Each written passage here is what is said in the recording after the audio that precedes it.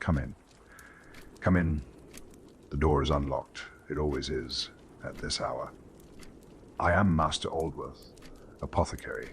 These premises have been mine for 40 years, and before me, they belong to another. And before him, to another. Still, old shops accumulate things, jars, dust, the smell of beeswax and long evenings, and knowledge, mostly knowledge. Tonight, I want to show you something, not a rare thing, not something locked in a cabinet or kept from ordinary hands, something so common that you almost certainly have it in your kitchen, something you have used without thinking, stirred into tea, spread across bread without a moment's consideration. There is a jar on this shelf with no label. It does not need one. The smell tells you everything. Honey. And I want to tell you what it actually is. Not what you think it is, what it actually is. Archaeologists found a clay pot in Georgia, in the southern Caucasus, in soil 5,500 years old. Inside it, honey, still edible. The pharaohs of Egypt were buried with jars of it. Provision for a journey without return. When those tombs were opened centuries or millennia later, the honey inside was still honey, unchanged, uncorrupted, still waiting. There is a Sumerian clay tablet from 4,000 years ago. On it, in the oldest writing we possess, honey is named as a medicine, a trauma manual from ancient Egypt. Older still, describes it applied to wounds. And in the First World War, when antiseptics ran short in field hospitals, surgeons trained in modern bacteriology reached for honey because it worked, as it had always worked. The ancient Egyptians believed that bees were created from the tears of their sun god. That honey was therefore not merely a food, but a gift from grief, a substance carrying something of the divine within it. The Greeks placed it at the origin of the gods themselves. The infant Zeus, hidden in a cave, fed on honey by a nymph whose name meant bee. The Norse believed that a mead made from honey was the source of all poetry, of all wisdom, of all knowledge worth having.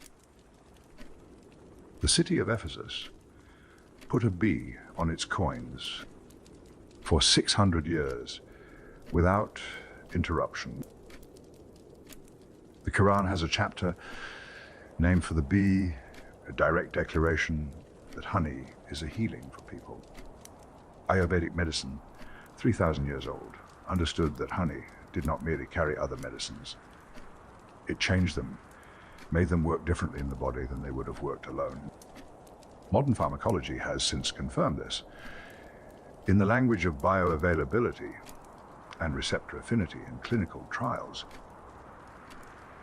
And now, in the 21st century, as antibiotic resistance becomes one of medicine's most serious challenges, honey is being studied again. Because the bacteria that have learned to defeat modern drugs have not learned to defeat honey. The mechanisms are too many, too varied, too old. Tonight, we are going to trace this substance from its beginning, from the first human hand that reached into a cliff nest and decided the result was worth the stings.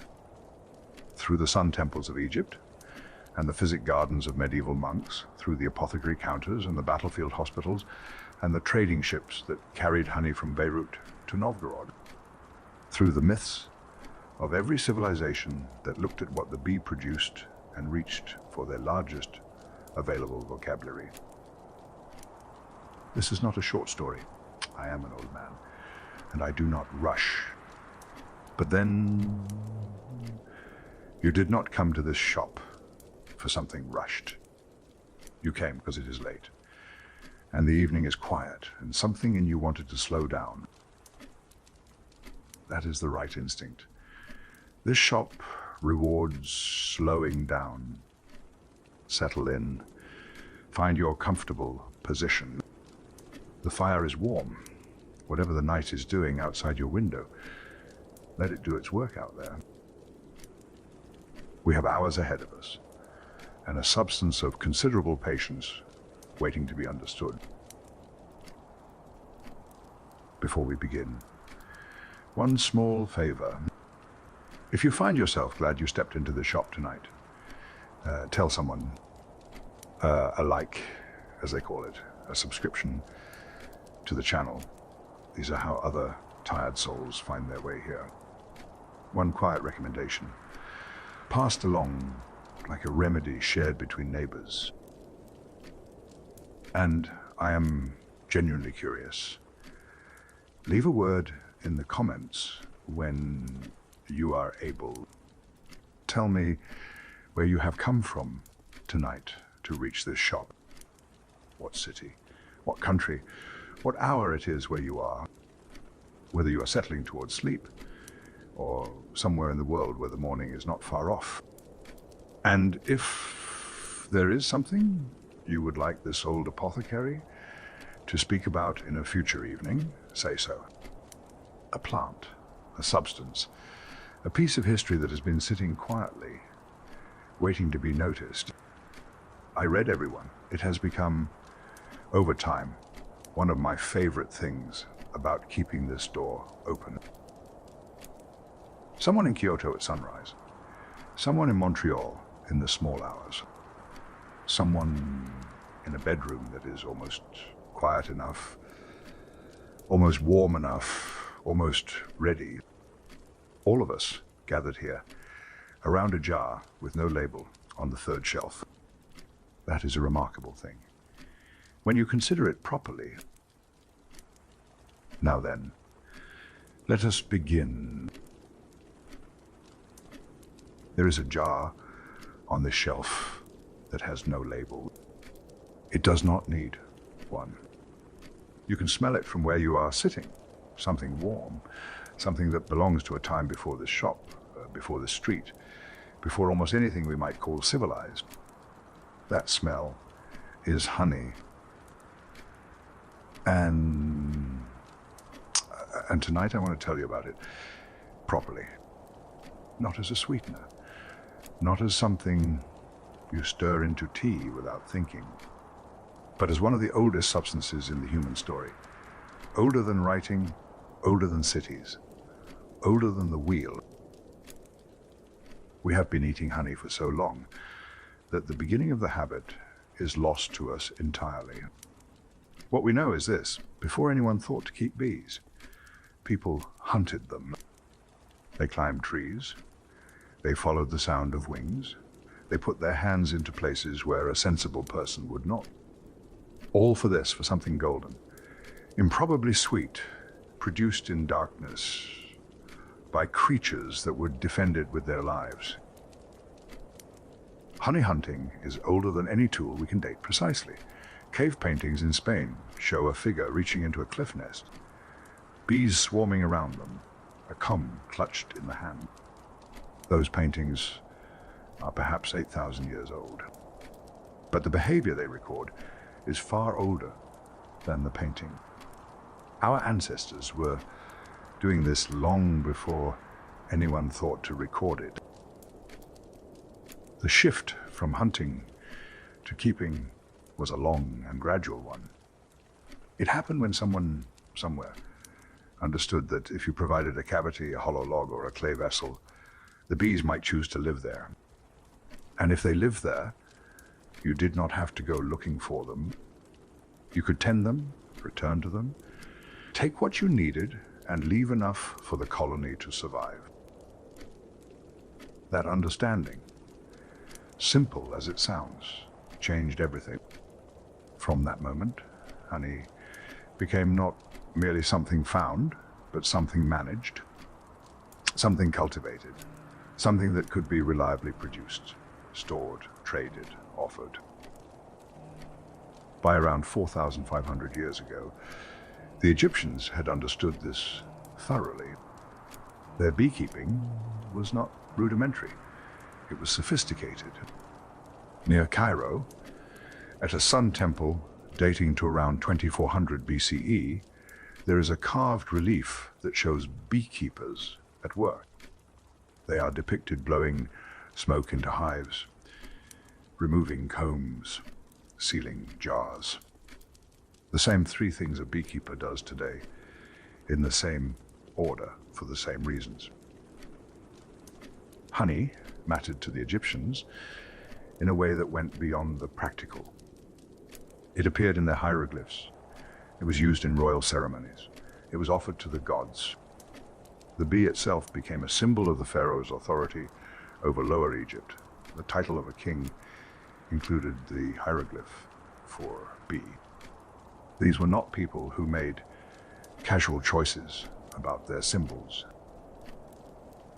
And then there is a jar found in Borjomi, in what is now Georgia, by archaeologists working through layers of ancient settlement. A clay pot, 5,500 years old, still containing honey, still edible, by the accounts of those who tested it carefully. I find that extraordinary, not merely as a curiosity, as a demonstration of something fundamental about honey's character. Almost nothing organic survives 5,000 years. Grain rots, wood crumbles, flesh returns to earth within a generation. Honey does not spoil. It does not ferment unless water is introduced. It does not become unsafe. It simply waits. The Egyptians understood this. They placed honey in tombs alongside the dead, not because they were wasteful with a precious resource, because honey that would not corrupt was the correct offering for a journey without return. Now, the medicine, because honey was never only food to the peoples who worked with it most closely, from very early on, perhaps from the beginning, it was also medicine. The earliest written record of this comes from Sumer, a clay tablet pressed with cuneiform script from around 2,000 years before the Common Era. On it, among other prescriptions, honey is named as a medicinal substance. This is the oldest written mention we possess of honey used for healing, though the practice it records is older by far than the writing. The Egyptians put it in their medical manuals with thoroughness. The Ebers Papyrus, one of the great surviving documents of ancient medicine, was compiled around 1550 BCE. It contains hundreds of prescriptions. Honey appears in a large share of them, not as a flavoring to make bitter remedies palatable, though it did that too. As a medicine in its own right, for wounds, for skin complaints, for gut disorders, for eye conditions. Even older is a manual, sometimes called the Edwin Smith Papyrus. It is a trauma document. It deals with injuries, with wounds, with the kind of damage that happens when the body meets something harder than itself. And in its pages, honey appears as a wound healer. This document dates to somewhere between 2600 and 2200 years before the Common Era. It is the oldest written record we have of honey applied to a wound. The Greeks were not far behind. They stored honey in large ceramic amphorae, sealed against air and time. Their physicians took it seriously as a medicinal substance, not as folk remedy or household habit, but as something that warranted careful study and deliberate application, we shall come to those physicians in time. There is much to say about what they observed and how they said it. But for now, let us simply sit with this. 5,000 years of organized human attention, directed at a single substance, produced not by us, but by creatures we learned to live alongside, tended in clay pots and hollow logs and carefully constructed hives across every civilization that encountered it, eaten and offered and prescribed and preserved and carried across deserts and oceans. The jar on this shelf is part of that line. This particular honey came from a farm some miles north of here. A beekeeper I have known for 20 years. But the line it belongs to stretches back past the Ebers Papyrus, past the Sun Temple at Cairo, past the Sumerian tablet, past the cave painting in Spain, back to whoever first put their hand into a cliff nest and decided the result was worth the stings. We owe them something. I think tonight we shall try to pay a small portion of that debt. Aristotle kept bees, or at least he watched them with the particular intensity he brought to everything he chose to study. He wrote about honey production in his natural histories. He described the organization of the hive, the behavior of the workers, the role of the queen, though he did not always get the details right. What matters is that he thought the subject worthy of serious philosophical attention. This was not a small thing. Aristotle shaped what educated Europeans considered worth knowing for nearly 2,000 years afterward. When he wrote about bees, he was placing them inside the category of things that matter. The Greeks did not only study honey, they drank it. Mead, the fermented honey drink, was ancient in Greece as it was ancient everywhere, that honey and water and time came together. The Romans drank it too. Both cultures knew the drink that honey became when left to work in the right conditions. It was not considered a crude beverage. It was offered at ceremonies. It appeared at feasts alongside wine. There was a whole grammar of fermented honey drinks, with names and varieties and regional characters. We shall come back to mead properly. Later in the evening, it has a history long enough to warrant its own unhurried attention.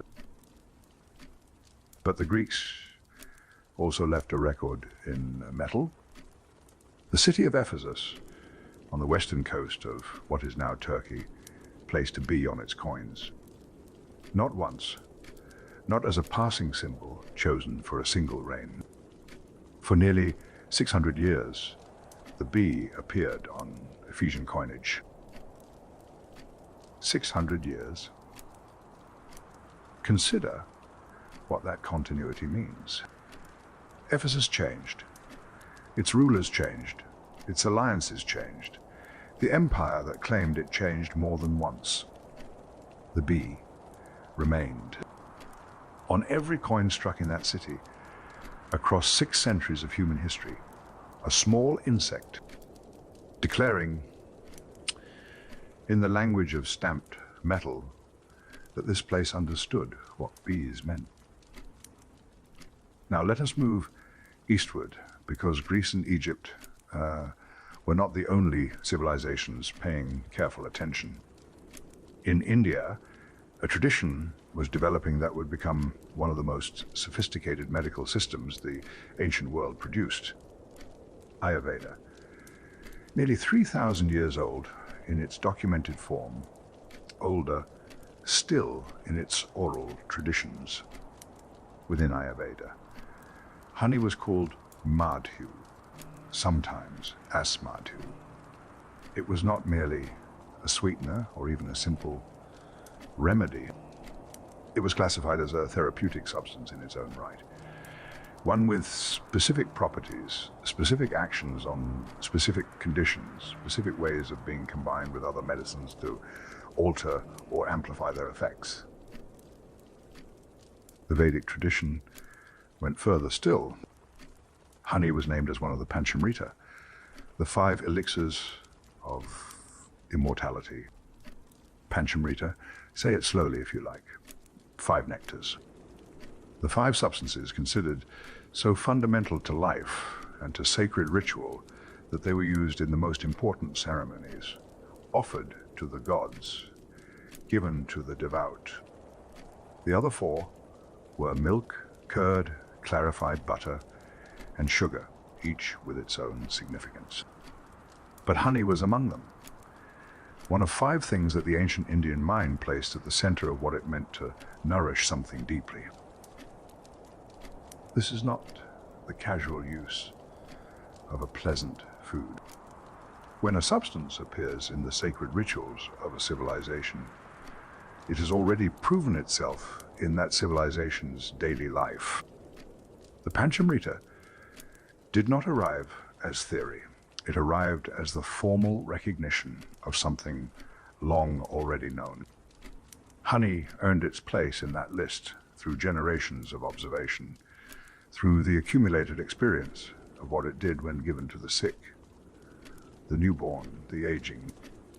The ceremony made it official. The practice came first. Further east, in China, a parallel understanding was developing. Chinese medicine approached honey as a balancing substance, something that could harmonize what had become dissonant in the body. In a medical tradition built around the concept of balance between opposing forces, this was a precise and meaningful classification. A substance that balanced was not merely pleasant or nutritious. It was therapeutic in a structural sense. It could be used to correct excesses, to moderate deficiencies, to move the body toward the state it was trying to maintain. Chinese physicians also valued honey for flavor in a way that had direct medicinal implications. In the Chinese system, flavor was not separate from function. The sweet taste of honey was understood to act on specific organ systems. Sweetness, in traditional Chinese medicine, was associated with the spleen and the stomach. A sweet substance that nourished was doing so in a specific, targeted way. Not generally, but in the places where sweetness went. Honey, therefore, was not simply nice to eat. It was specifically supportive of digestion and of the organs that managed it. 3 great medical traditions. Then Ayurveda, Chinese medicine, Egyptian pharmacy, separated by thousands of miles and by cultural frameworks. So different, they might as well have been different worlds. All of them arriving at honey. All of them treating it as something worth taking seriously. That pattern of independent agreement is, as I have found over 40 years in this trade, one of the most reliable signals available. When peoples with no knowledge of one another reach the same conclusion about a substance, the conclusion is usually correct. The substance is doing something real, something consistent, something that careful attention in any language and any century eventually notices. Now back to the hive itself, because the vessel in which honey was produced and stored has its own long history. The earliest approach was simply opportunistic. A hollow tree, a crack in a rock face, a cavity in a mud wall, wherever bees chose to build, humans followed and took what was there. The move toward provided structures was gradual. Clay pots, a place where bees might find them, were among the first deliberate hive forms. The clay held warmth. It was workable into the cylindrical shapes that suited bee colonies. And clay was available nearly everywhere. That early agriculture had already taught people to fire and shape it. Those earliest Egyptian hives, the ones depicted in the Sun Temple relief, were almost certainly horizontal clay cylinders, stacked in rows, oriented so the bee entrance faced the morning sun. practical details. The details are people who had already been doing this long enough to know what worked. The skep came later, and from a different tradition, coiled straw, woven tight enough to hold shape. Wicker worked into a dome or a cylinder. The skep is the shape most people reach for when they think of an old beehive, the rounded straw dome on a cottage door. It was not Egyptian in origin. It spread across northern and western Europe in the traditions that grew up there, where straw and wicker were more readily available than fired clay. Each material shaped the practice around it. What is remarkable is how quickly the horizontal hive form spread once it was established. Within roughly 2,000 years of those early Egyptian developments, horizontal hive structures had traveled across much of the Mediterranean world. Not because of a single moment of diffusion, not because of one empire carrying the knowledge with it, though empires certainly helped, but because the practice was useful enough that when people encountered it, they adopted it. When you could have honey reliably rather than by searching and climbing and enduring stings, you chose the reliable option. The technology spread because the honey was worth having. I sometimes think about those early beekeepers, not the ones in the temple reliefs, serving a pharaoh's estate with formal procedure, but the ordinary ones. The person who placed a clay pot on a south-facing ledge and waited to see if anything came. The patience that required. The attention, watching each morning for the first sign that something had chosen the pot. And the particular satisfaction, I imagine, of that first discovery, the sound from inside, the new occupants announcing themselves. There is a continuity in this that 40 years behind an apothecary's counter has made very clear to me. The beekeeper who placed a clay pot on a ledge in the Nile Delta 4,000 years ago, and the beekeeper 20 miles north of here who keeps 60 hives on Limestone Hill pasture are doing the same essential thing, providing a home, tending it with care, taking what is offered without taking what would end the relationship. The hive has changed shape many times across the centuries. The understanding behind the keeping has not. Let us begin with a wound. Not a particular wound belonging to a particular soldier. A general wound, the kind that has accompanied human conflict since before the word conflict existed. A cut, deep enough to matter, made by something sharp, in a place where cleanliness was not available and time was short. What do you put on it? For most of human history, across most of the world, the answer included honey. We know this from the Egyptian trauma manual we discussed earlier. The Edwin Smith Papyrus, compiled from knowledge already old when it was written down. Honey on wounds, honey in salves, honey mixed with other substances and applied to damaged skin. This was not a desperate improvisation. It was standard practice documented with the matter-of-fact confidence of people who had used it long enough to know it worked. The Egyptians also used honey in something we do not immediately associate with medicine, though they understood it as part of the same continuum: embalming. The preservation of the body after death was, in Egyptian understanding, a medical and sacred act simultaneously. And honey, the substance that did not spoil, that resisted corruption as nothing organic had any right to, was a natural part of that process. It appeared in embalming fluids applied to the body.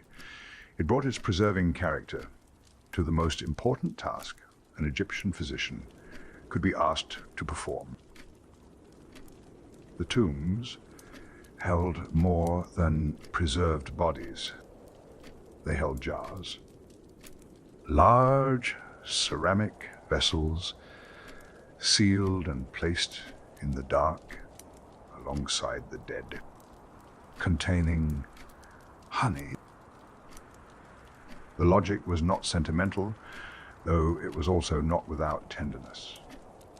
The soul departing required sustenance for a journey without maps. Honey was appropriate for that journey for the same reason it was appropriate for embalming. It would not corrupt. It would still be honey when it was needed, however long the journey took. The pharaohs were buried with it as a matter of course, as a provision and an offering, both.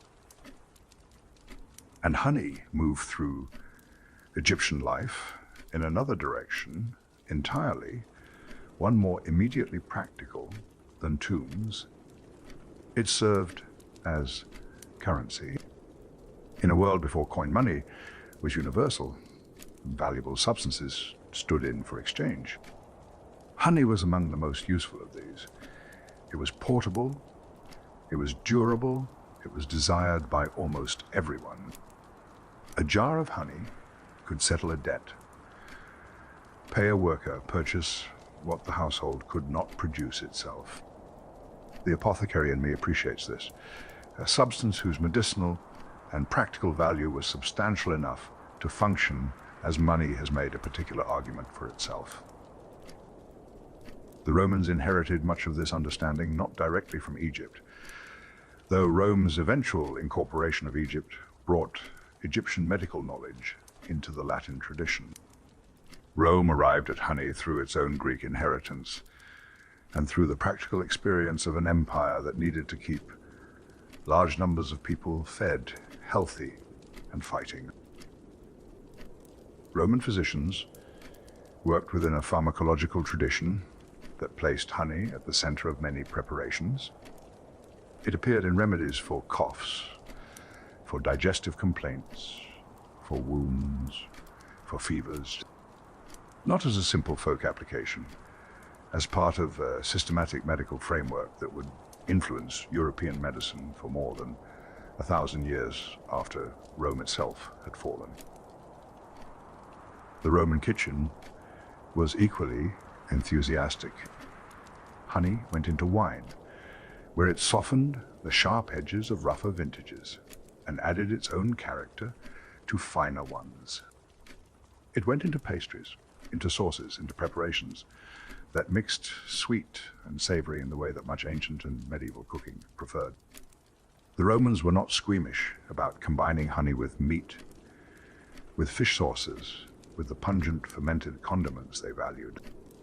The result was a cuisine that tasted nothing like ours. But honey was threaded through it constantly, the way salt is threaded through ours. They also used it on their faces. Roman beauty preparations included honey with some regularity, applied to the skin for softness and clarity.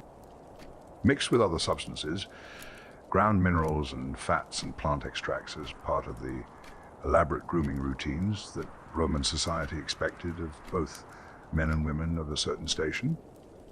The moistening and soothing properties that made honey useful on wounds made it useful on healthy skin too. Roman women of means understood this. Their beauty practices were not trivial. They were systematic and informed by the same medical tradition that guided their physicians. And then there was the ceremony. Romans poured honey in libations, offered it at shrines, used it to seal vows between people. When two parties bound themselves to an agreement of weight, honey was sometimes part of the sealing of that agreement.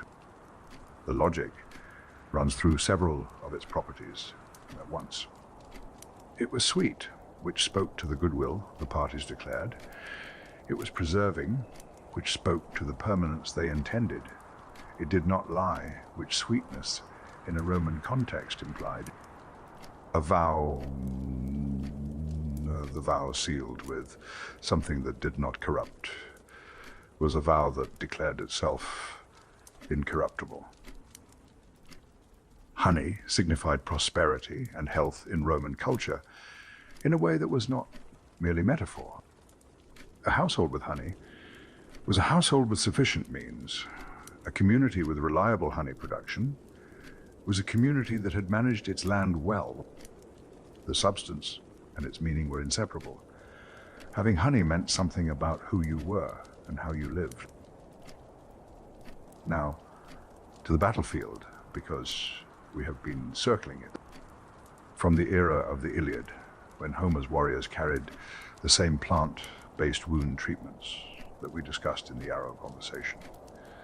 Honey was present in military medicine. It was applied to wounds in the field, not with delicacy or ceremony, with whatever was at hand, packed in, pressed against the injury, left there.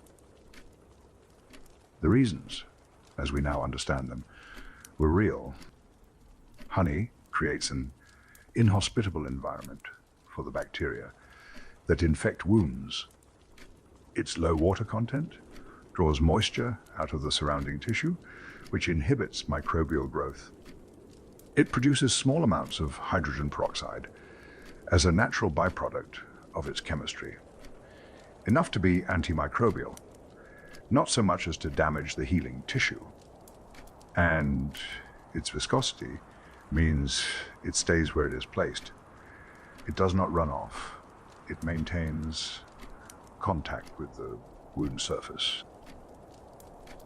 The soldiers who packed honey into injuries did not know any of this. They knew that wounds treated with honey were less likely to putrefy, less likely to produce the swelling heat and corruption that killed men who had survived the initial injury. They knew this because they had watched it happen repeatedly across many campaigns and many wounded men. The mechanism came later. The observation was always theirs. This continuity is one of the things I find most striking about honey's medical history. It was used on wounds from ancient Egypt through classical antiquity, through the medieval period, through the early modern era. It appeared in the battlefield medicine of conflicts so far removed from one another in time and character that they share almost nothing else. And it was still being used in military hospitals during the First World War, when modern antiseptics were available but scarce, when wounds were infected with organisms that resisted what was on hand. Surgeons who had been trained in bacteriology and germ theory reached for honey because it worked. Not because they were ignorant of modern medicine, because they were practicing it. And honey was part of what that meant in those conditions. There is something quietly remarkable in that continuity. 4,000 years between the Edwin Smith papyrus and a field hospital in France. The same substance, the same application, the same result. Most things we rely on do not last 4,000 years of scrutiny. Honey earned that duration the way everything in this dispensary earns its place on the shelf. By working consistently in the conditions where it was needed most.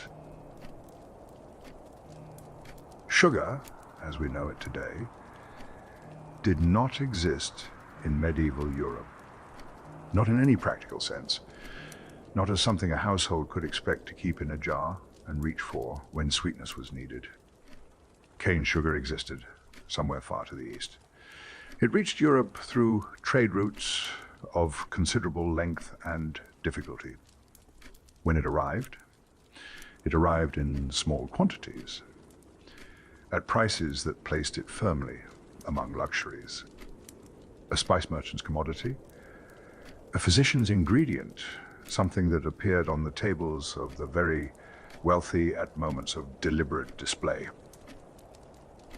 For everyone else, for the vast majority of medieval Europe, across several centuries, sweetness meant honey.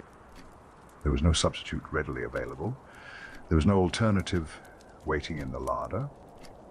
If you wanted to sweeten food, preserve fruit, flavor wine.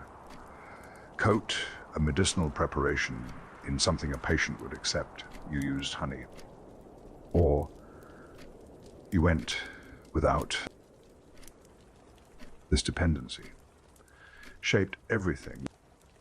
It shaped what people ate and how they cooked. It shaped the economy of the regions that produced honey, well, and the difficulties of the regions that did not. It shaped trade networks that stretched across a continent and into the Mediterranean world beyond. The Romans had already shown how honey integrated into a sophisticated cuisine.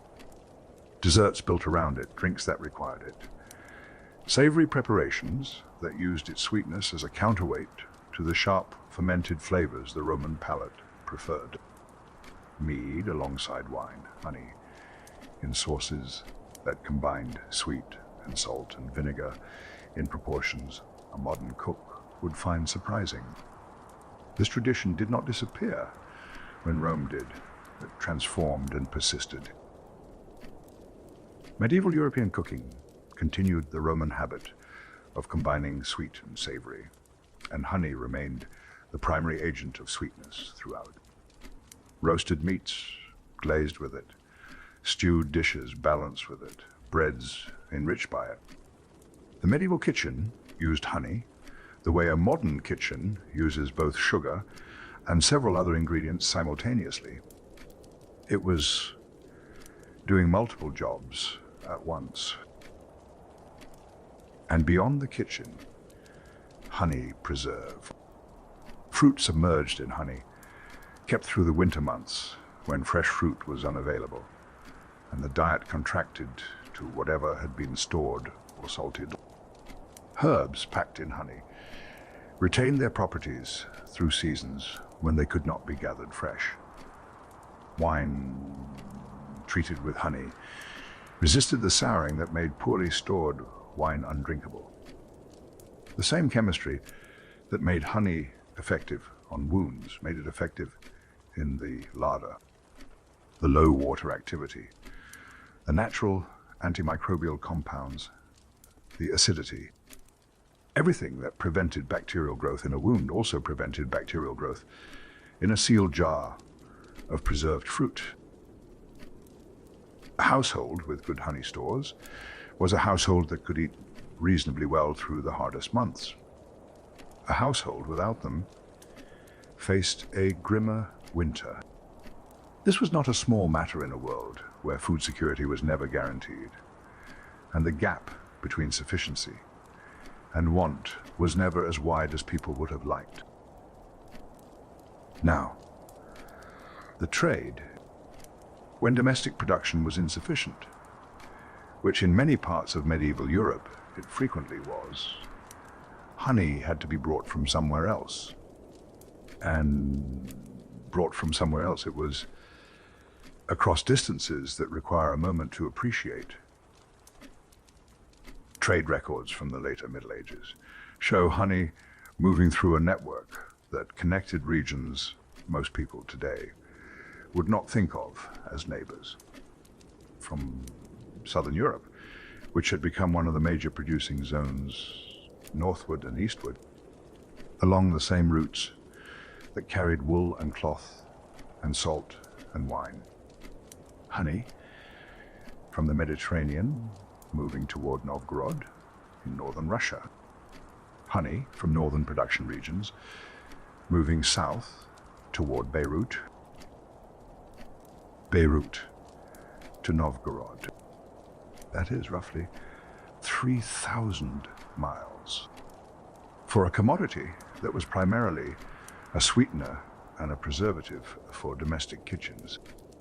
The fact that honey traveled such distances tells us something about how desperately it was wanted in places that could not produce enough of their own. Some of this was driven by climate. Some regions simply did not support the flowering plants that bees needed in sufficient quantity or for sufficient duration. Others had the plants, but had not developed the beekeeping practices to exploit them fully. Poor domestic apiculture in some areas was itself a driver of the trade.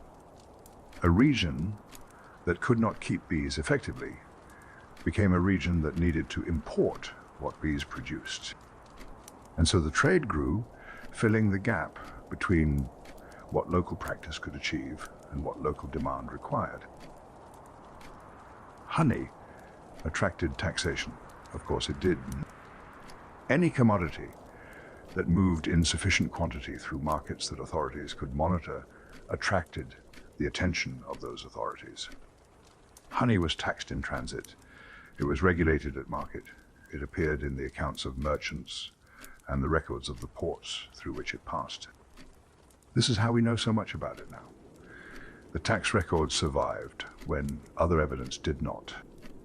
The medieval state's interest in honey as a source of revenue has given historians a detailed picture of how honey moved through the medieval economy. It was not a marginal commodity, treated as a pleasant extra when available. It was a serious economic good with pricing, with quality distinctions, with established grades that commanded different prices in different markets. The same substance that a physician prescribed and a beekeeper tended was also the subject of commercial contracts and trade disputes and the careful attention of port customs officials. Honey had moved a long way from the cliff nest, the person willing to climb for it. Though, perhaps not as far as it seems. The beekeeper in the southern European valley, tending hives on flowering hillside pasture, is still, at bottom, the same person who placed a clay pot on a south-facing ledge 4,000 years earlier, providing the home, tending with care, taking what was offered. The trade network around them had grown enormously complex. The relationship with the bees had not changed at all. We have already noted that the Egyptians used honey as currency. It is worth pausing on that a little longer, because the habit did not end with Egypt. Throughout the medieval period, in communities where coin money was scarce or where trust in abstract exchange had not fully developed, honey continued to function as something you could give in place of coin. Not universally, not as a formal monetary system with exchange rates and official backing, but informally, between people who knew each other and knew what honey was worth. A debt settled with a jar, a service paid for with a comb, a favor acknowledged with something from the hive. This worked because the value of honey was legible to almost everyone. Unlike a coin, whose value depended on trust, in whoever issued it, honey declared its own worth. You could see it, smell it, taste a small amount, and know whether it was good. There was no debasement possible, no equivalent of shaving metal from the edge of a coin. Honey was what it was. And what it was had been understood and desired for thousands of years. In a world where so much economic exchange rested on personal knowledge and local trust, that legibility was genuinely valuable. The merchant who accepted honey in payment was not taking a risk on an abstraction. He was accepting something he could use, or sell, or trade onward himself. The jar was its own guarantee. This informality of exchange is part of a longer story about how honey moved through societies. From wild harvest, to tended hive, to traded commodity, to taxed good, to informal currency. Each step building on the last, each representing a deepening of the relationship between human communities and what bees produced. But the hive itself had not changed substantially in most of this time. Clay cylinders, straw skeps, wicker domes, all of them shared a fundamental limitation. To harvest from them, you had to disturb them, often severely, often fatally, to the colony. The beekeeper who wanted honey faced a difficult choice with most traditional hive designs. You could take a little honey carefully, leaving the colony largely intact, or you could take more by removing or destroying the structure the bees had built. The second option killed many colonies. It was efficient in the short term and destructive over time. Many traditional beekeepers simply accepted this. New swarms could be captured, new colonies could be started, but the practice placed a ceiling on how productive and sustainable beekeeping could be. That ceiling held for roughly 4,000 years. Then, in 1851, an American clergyman named Lorenzo Langstroth made an observation that changed everything. Langstroth had been keeping bees for some years and had been puzzling over a problem every beekeeper knew. When you opened a hive, the bees had filled every gap with comb or with propolis, the resinous substance they used to seal and protect the hive interior. This made inspection difficult and harvest damaging. The comb was attached to the walls and the frames and everything else, and separating it meant destroying it. What Langstroth noticed was this: bees do not fill every gap. They fill gaps below a certain size and above a certain size. But gaps off between roughly 6 and 9 millimeters, they leave alone. A gap in that range is too small to build comb in and too large to bother sealing with propolis. The bees simply pass through it without treating it as something requiring attention. Langstroth called this bee space, and he designed a hive around it. Movable frames suspended in the hive body with precisely that gap maintained between them and the walls on each side. The bees built their comb on the frames, as bees will build on any suitable surface. But because the frames were separated from the hive walls by bee space, the bees did not attach the comb to the walls. The frames remained removable. The comb remained intact on them. A beekeeper, using a Langstroth hive, could lift out a frame, examine it without destroying it, return it undamaged, could inspect for disease, could check whether the queen was laying well, could harvest honey from frames where the comb was ready while leaving untouched the frames where it was not. This was not a minor improvement. It was the most significant change in beekeeping practice since someone first placed a clay pot on a ledge in the Nile Delta 4,000 years earlier. Everything that followed in modern commercial honey production, everything that made honey available at the scale and price it reaches us today, rests on that observation about a gap of 6 to 9 millimeters. I find this proportion satisfying. 4,000 years of patient practice, enormous accumulated knowledge about bees and hives and seasons and flora. And then one careful observer notices something small enough to pass through unnoticed. A gap the bees had always known about, that they had always respected in their own construction. It took us 4,000 years to notice what they already knew. The Egyptian physician did not work alone. No physician of any tradition has ever worked alone, if we are honest about it. They worked with substances, with the materials that experience and observation had shown them were worth reaching for. In Egypt, the core substances of medicine were few and repeatedly combined. Honey, wine, milk, grease, lint for dressing wounds. These 5 appear throughout the medical papyri in varying combinations, deployed against an enormous range of conditions. The combinations were not random. They reflected an understanding developed over centuries of practice of what each substance contributed and what happened when they were brought together.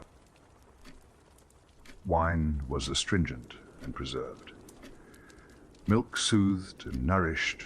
Grease carried other substances into the skin and helped preparations adhere. Lint provided the physical structure of a wound dressing, the thing that held everything else in contact with the injury.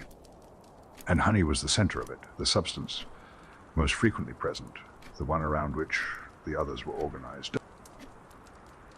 Some of the Egyptian combinations venture further than this practical core.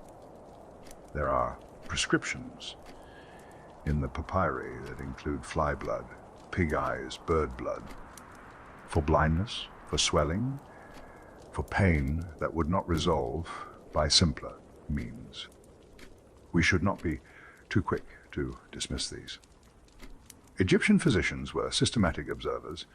When they included unusual substances, they had usually observed something that justified the inclusion. We cannot now recover what they saw, but we can note that they were not careless people, and the strange ingredients sat alongside preparations whose logic is immediately clear to us. The honey, olive oil, and herb salves for inflammation are in that second category. Olive oil as a carrier, herbs chosen for their specific properties, honey binding and preserving and contributing its own antimicrobial character. This is compound pharmacy. Several substances chosen for complementary actions, brought together into something more effective than any of them alone. It is the same thinking that has guided good apothecary practice in every century since. Now, the Greeks. Hippocrates, who is often called the father of medicine in the Western tradition, worked in the 5th and 4th centuries before the Common Era. His actual writings are difficult to separate from those of his students and followers. What we call Hippocratic medicine is a tradition more than a single voice. But honey runs through that tradition with consistency. For wounds, Hippocratic medicine used honey directly, applied to the injury. For inflammation, honey in various preparations. For fever, honey mixed with water as a drink. The mixture called hydromel, which is honey simply dissolved in water, was a Hippocratic standard for managing fever and thirst simultaneously. For ulcers of the mouth and throat, honey applied directly to the affected tissue. For digestion, honey in preparations that supported the gut's function and eased the cramping and flux that troubled patients whose diet or constitution left them vulnerable. What strikes me about the Hippocratic use of honey is its range. It was not a specialist remedy for a single category of condition. It appeared across wounds and fevers and digestive complaints and inflammatory conditions and throat problems. A physician trained in the Hippocratic tradition would have reached for honey in many different consulting rooms for many different patients for many different reasons. This breadth is not coincidence, and it is not the kind of vague general usefulness that means a substance is doing very little specifically. It reflects honey's actual compound character. Antimicrobial, anti-inflammatory, hygroscopic, meaning it draws moisture from tissue and from the organisms that would infect it. These properties are relevant to wounds and to throat infections and to digestive disorders all at once. The Hippocratic physicians did not know these mechanisms. They knew the results, and the results pointed them toward honey for conditions that we now understand share underlying mechanisms. Dioscorides and Galen continued and deepened this tradition. Dioscorides, working in the 1st century, is the same physician we encountered in the Yarrow conversation, the author of De Materia Medica, which shaped Western herbal medicine for over 1,000 years. Honey was not a footnote in that work. It was a foundation, a base ingredient in formulations, something that other medicines were built around. Galen, who came after Dioscorides, and whose influence on European medicine lasted even longer, extended this further. He used honey in preparations for nearly every category of complaint his patients presented. It carried other medicines, it modified their action, it made bitter things palatable and sharp things gentle. When Hippocrates, Galen, and Dioscorides all use a substance as a base for most of their formulations, that substance has earned an unusual status. Not as one medicine, among many, as the medium through which medicine worked. Now, eastward again, the Ayurvedic tradition, which we touched on earlier, developed its medical uses of honey with considerable precision. Cough, asthma, diarrhea, wounds, these are among the conditions the Ayurvedic texts specifically address with honey preparations, each with its own formulation, each with its own method of preparation and delivery. What is notable about the Ayurvedic approach is the sophistication with which honey was understood to interact with other substances. Honey in Ayurveda was not simply beneficial on its own terms. It was understood as a vehicle that could modify the properties of whatever it carried. A medicine mixed with honey did not simply become a medicine sweetened with honey. It became something with altered characteristics, directed differently in the body, absorbed differently.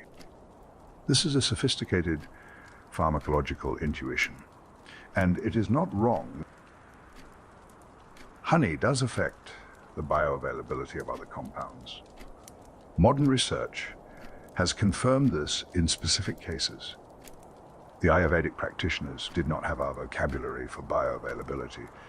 They had the observation that honey changed how medicines worked when they were combined with them. They built that observation into their system carefully as a property of honey worth understanding and exploiting.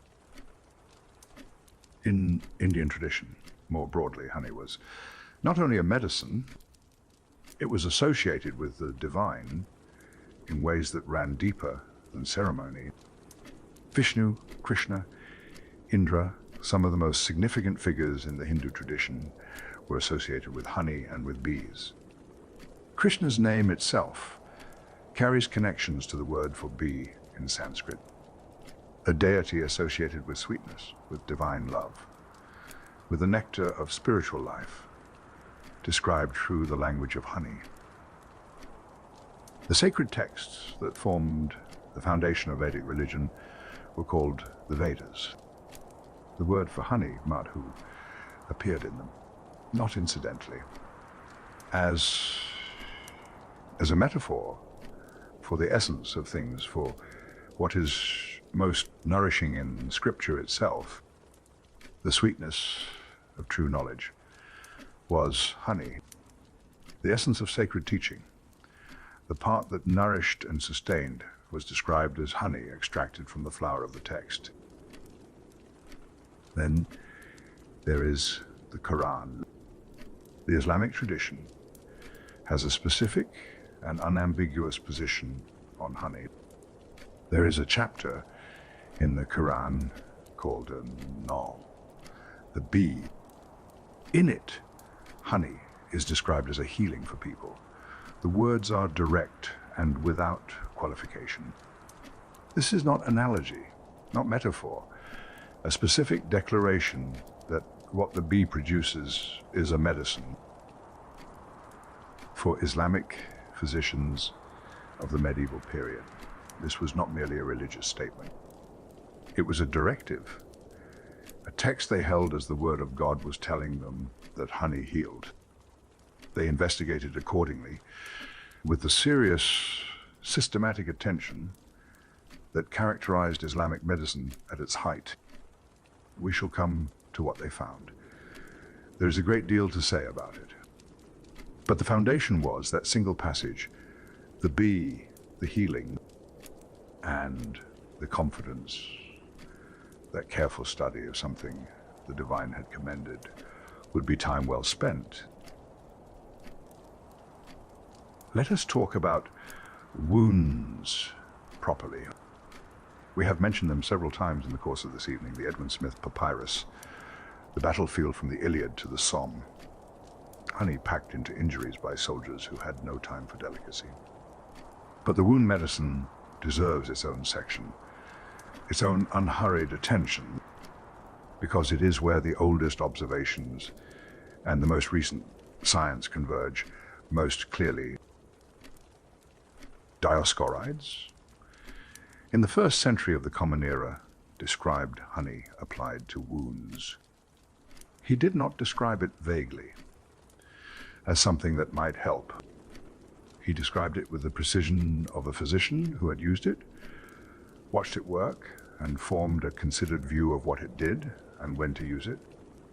Honey for fresh wounds, honey for ulcers, honey for the sores that developed when wounds did not heal cleanly. The ulcer application is worth dwelling on. An ulcer, in the ancient and medieval medical sense, was not merely a wound. It was a wound that had failed to resolve. Something that had been open for too long, that had become chronic, that resisted the simple passage of time that healed ordinary injuries. Ulcers were among the most frustrating problems a physician faced. They persisted, they wept, they sometimes spread, and honey was applied to them by Dioscorides, by the Egyptian physicians centuries before him, by the medieval practitioners who came after. The continuity of that application across so many centuries is itself a kind of evidence. When a treatment persists for 2,000 years of recorded use, it is doing something worth doing. Roman pharmacological practice inherited the Greek tradition and extended it. Honey appeared in compound medicines of considerable sophistication, not simply applied directly to the wound surface, though. That continued, but incorporated into prepared ointments, combined with other substances that each contributed something specific. The ointment tradition is distinct from the direct application tradition, and it is worth understanding the difference. When you apply honey directly to a wound, you are using all of its properties as they exist in the substance itself. When you incorporate it into an ointment, you are using it as one component of a compound preparation. The honey contributes its antimicrobial character and its ability to retain moisture. The other substances contribute their own properties. Perhaps a softening fat to help the preparation penetrate. Perhaps an astringent herb to help the tissue contract. Perhaps a warming or cooling substance to modify the local environment of the wound. The resulting preparation does more than honey alone could do. This is compound pharmacy in its most practical form, not theoretical sophistication for its own sake, but the systematic exploitation of the fact that substances work differently in combination than they work alone. Roman physicians understood this, and they built it into their wound preparations with considerable care. The Egyptian tradition, which predated Rome by more than a millennium, had already arrived at the same understanding. The salves in the papyri combined honey with olive oil and herbs. The Burns treatments used honey mixed with other substances chosen for their soothing properties. Cuts, lacerations, injuries of various depths and characters, all treated with preparations that put honey in contact with the damaged tissue in one form or another. What were they observing that made them persist with this? Several things. We now understand wounds dressed with honey stay cleaner. The corruption that set into untreated wounds, the swelling and heat and the fluid that indicated infection, was taking hold, appeared less readily when honey was present. Wounds dressed with honey healed faster. In many cases, the new tissue grew more readily. The wound closed with less of the complications that killed patients who had survived the original injury. They did not know why. That knowledge came much later. But they knew what they saw. And what they saw, consistently, across enough patients and enough wounds to build a practice around, was that honey helped. The chemistry behind this, when it was eventually worked out, explained everything the ancient physicians had observed. Honey is hygroscopic. It draws water from the surrounding environment. In a wound, this means it draws moisture from the tissue and from any bacteria attempting to establish themselves there. Bacteria require water to function and reproduce. Remove sufficient water from their environment and they cannot thrive. Honey does not eliminate them with the blunt force of a modern antiseptic. It changes the conditions so that the wound becomes an inhospitable place for them to be. There is also the acidity. Honey is mildly acidic, a pH low enough to inhibit the growth of most wound-infecting organisms. This acidity does not damage the healing tissue. The levels involved are mild, but they are sufficient to make life difficult for the organisms that would otherwise turn a wound into something far more serious. And there is the hydrogen peroxide. When honey is diluted with the fluid of a wound, an enzyme naturally present in honey called glucose oxidase reacts with glucose to produce small amounts of hydrogen peroxide. Hydrogen peroxide is antimicrobial. In the concentrations honey produces, it is antimicrobial without being damaging to the surrounding tissue. The body's own healing process continues. The bacteria that would impede it do not. The ancient physicians had stumbled upon a wound treatment of genuine biochemical sophistication. They had no language for glucose oxidase or hydrogen peroxide or water activity. They had eyes and patience, and the discipline to record what those eyes saw across decades and centuries of practice.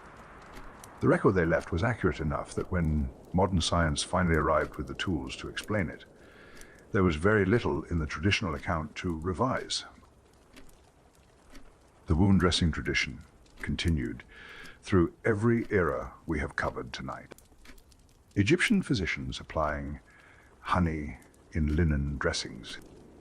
Greek and Roman practitioners incorporating it into ointments of increasing sophistication. Medieval apothecaries keeping honey preparations as standard stock, reaching for them when wounds presented. And as we noted, surgeons in the First World War returning to it when other options were scarce. The burns application follows the same logic and the same historical thread. Burns create a wound of a particular character. The tissue is damaged by heat rather than by cutting, but the resulting open surface faces the same threats as any other wound. Infection, fluid loss, the failure of the surrounding tissue to mount an effective healing response. Honey, applied to burns, was documented in the ancient tradition. It cooled the surface. It created a barrier. It reduced the contact between the damaged tissue and the environment. The cooling effect is real. The evaporation of water from honey on a burned surface draws heat away from the tissue. Not dramatically, not as a substitute for cold water in the acute moment, but as a sustained, gentle modulation of the wound environment in the hours and days that followed. I have a jar of honey in this dispensary that I keep specifically for wounds and burns. A raw, unprocessed honey from a local source, unheated, with as much of its natural enzyme activity preserved as possible. I have used it for cuts in the shop, for the small injuries that 40 years of handling tools and glass and dried plant material will produce. The response is reliably what the ancient physicians described: clean healing, reduced inflammation. The wound closing without the complications that sometimes attend even minor injuries when they are left to manage themselves. I am not reporting this as a clinical study. I am reporting it as 40 years of quiet personal observation. The same kind of observation that built the ancient record in the first place. The same kind of observation that has always been the foundation of good apothecary practice. Watch carefully, record honestly. Trust what you see when you have seen it enough times. The wound applications are the ones that make immediate sense to us. We understand wounds, we understand infection. We understand, at least intuitively, why a substance that resists corruption might help a wound heal cleanly. But the ancient physicians did not use honey only for wounds. They used it for almost everything. And when we examine that broader use carefully, it turns out to make the same kind of sense. Not because honey is a universal remedy, not because ancient physicians were careless about distinguishing what worked from what did not, but because honey's properties are genuinely relevant to an unusually wide range of conditions. Let us begin with the ulcers. The Greek medical tradition was specific about this: hard ulcers, running sores, lip ulcers of the kind that developed when the mucous membranes of the mouth became and broke down, carbuncles, deep infected nodules in the skin that were painful and resistant to simple treatment. Honey was used to clean these sores, to soften the tissue around them, to create conditions in which healing could begin. The cleaning action was real and is explicable in the same terms as the wound applications. Honey draws fluid from the tissue in a running sore. This means it draws the exudate, the weeping fluid that indicates active infection and inflammation away from the wound surface. The surface becomes cleaner. The environment becomes less hospitable to the organisms maintaining the infection. The sore, which has been stuck in a cycle of inflammation and weeping, gets the chance to begin a different process. The softening action on lip ulcers is also explicable. Honey is emollient. It does not dry or crack the tissue it contacts. A lip ulcer needs both antimicrobial action and physical protection, something that prevents the damaged area from drying, cracking further, being exposed repeatedly to the mechanical trauma of speech and eating. Honey provides both simultaneously. The ancient physicians did not explain it in these terms, but they prescribed honey for lip ulcers because they had watched it work, and it worked for exactly these reasons. The carbuncle is more complex. A carbuncle is a deep infection, not on the surface of the skin, but within it, extending into the subcutaneous tissue. Honey applied to the surface of a carbuncle cannot reach the center of the infection directly, but it can do several things to the surrounding environment that help. It reduces the inflammatory load at the surface. It draws fluid from the superficial tissue, which reduces swelling. And it creates a clean, protected surface that helps the body mount its own response to the deeper infection without the additional burden of surface contamination. The Greek physicians who reached for honey in cases of carbuncle were not applying it naively. They were using it for the parts of the problem it could address, while the body dealt with the parts it could not. This is sound medical thinking in any era. Now, the throat, honey for sore throats, appears in the ancient record and has never left it. It is one of the honey applications that has persisted most continuously from the ancient world to the present day.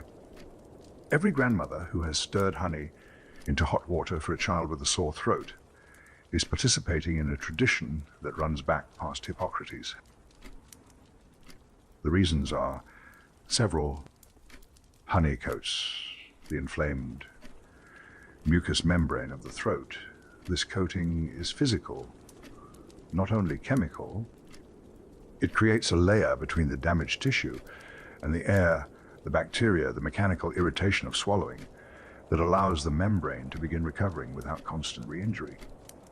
At the same time, the antimicrobial compounds in honey are in direct contact with the infected tissue. And the sweetness itself triggers saliva production, which has its own mild antimicrobial character, and which helps keep the throat moist. For cough, honey worked through related mechanisms. A cough driven by an irritated throat membrane was soothed when that membrane was coated and protected. The reflex that produces the cough, triggered by the dry, irritated surface, had less to trigger it once honey was present. Classical physicians prescribed honey for coughs, as a matter of course. They were not wrong to. The eye applications are stranger to us and worth approaching carefully. Ancient medical texts, including the Egyptian papyri, describe honey used for conjunctivitis and other eye complaints. The eye is a sensitive organ. The idea of applying honey to it requires a moment's adjustment. But the logic is consistent with everything else. Conjunctivitis is an inflammation of the mucous membrane that lines the eye and the inner eyelid. The same antimicrobial and anti-inflammatory properties that made honey useful on wounds and sore throats were relevant here. The preparation would have been a diluted honey solution, carefully strained to remove any particles, applied to the eye in small amounts, enough to deliver the honey's properties to the inflamed tissue without causing mechanical irritation. This is the same approach we encountered with yarrow eye washes. The principle of directing a plant or substance's properties to a specific tissue through careful topical application. Ancient physicians understood this.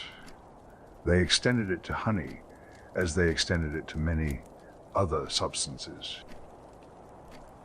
Now inward, because the ancient dispensary did not limit honey to external application, the digestive applications ran alongside the topical ones from the beginning. Indigestion, digestive weakness, the sluggishness that made eating a discomfort rather than a pleasure. Honey, taken internally, did several things that were relevant to these complaints. It was easily absorbed. The sugars in honey do not require complex digestion before the body can use them. This made it useful for patients whose digestive systems were compromised. People recovering from illness, people whose gut function had been disrupted by whatever had brought them to the physician's door. Honey fed them gently. without the effort that heavier foods would demand. It also had mild antimicrobial effects within the gut itself. The organisms that produce the bloating, cramping, and irregular function of digestive disorders face the same inhospitable chemistry in the gut that wound-infecting organisms faced on the skin.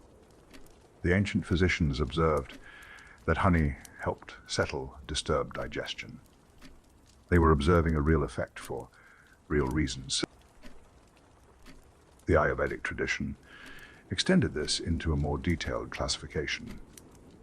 Weak digestion was a specific category, and honey was prescribed for it specifically, not as a general pleasant food that happened to be easy on the stomach, as a substance with specific actions on specific aspects of digestive function. Ayurveda also used honey for insomnia, taken at night in warm water, or milk, a small amount, enough to deliver its calming effect without the stimulating energy of larger doses. The logic sits in honey's effect on blood sugar. A small amount of honey in the evening produces a slow, stable release of glucose through the night. This stability supports uninterrupted sleep. The disruptions that come from blood sugar falling too low during the night, producing wakefulness and restlessness, are reduced. Ayurvedic practitioners did not know about blood glucose regulation. They knew that small amounts of honey at night helped people sleep. The mechanism was identified much later. The observation was always theirs. Then the stamina applications, the medieval medical texts that described honey as enhancing energy recovery. This is not mere enthusiasm for a pleasant substance. The glucose and fructose in honey are absorbed at different rates. The glucose quickly, providing immediate energy. The fructose more slowly, providing a sustained supply. For someone recovering from illness, from physical exertion, from the depletion that followed fever or prolonged physical work, honey provided exactly this. Quick energy first, sustained energy following.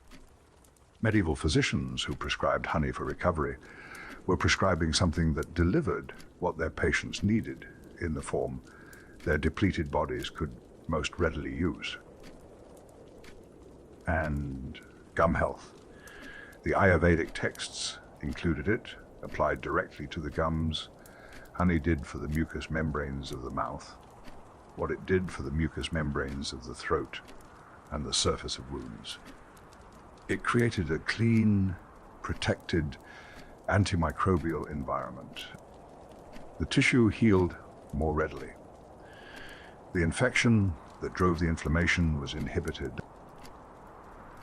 I want to return to something before we move forward. Honey's medical reputation persisted for centuries, across traditions that had no contact with one another, because it was one of the few readily available substances with genuine antimicrobial properties. Before the germ theory of disease, before antiseptics, before antibiotics, physicians and healers and household practitioners had very few tools that could reliably reduce infection. Wine, vinegar, certain plant preparations with antimicrobial compounds, and honey. Honey was the most widely available of these, the most stable, the easiest to apply in various forms.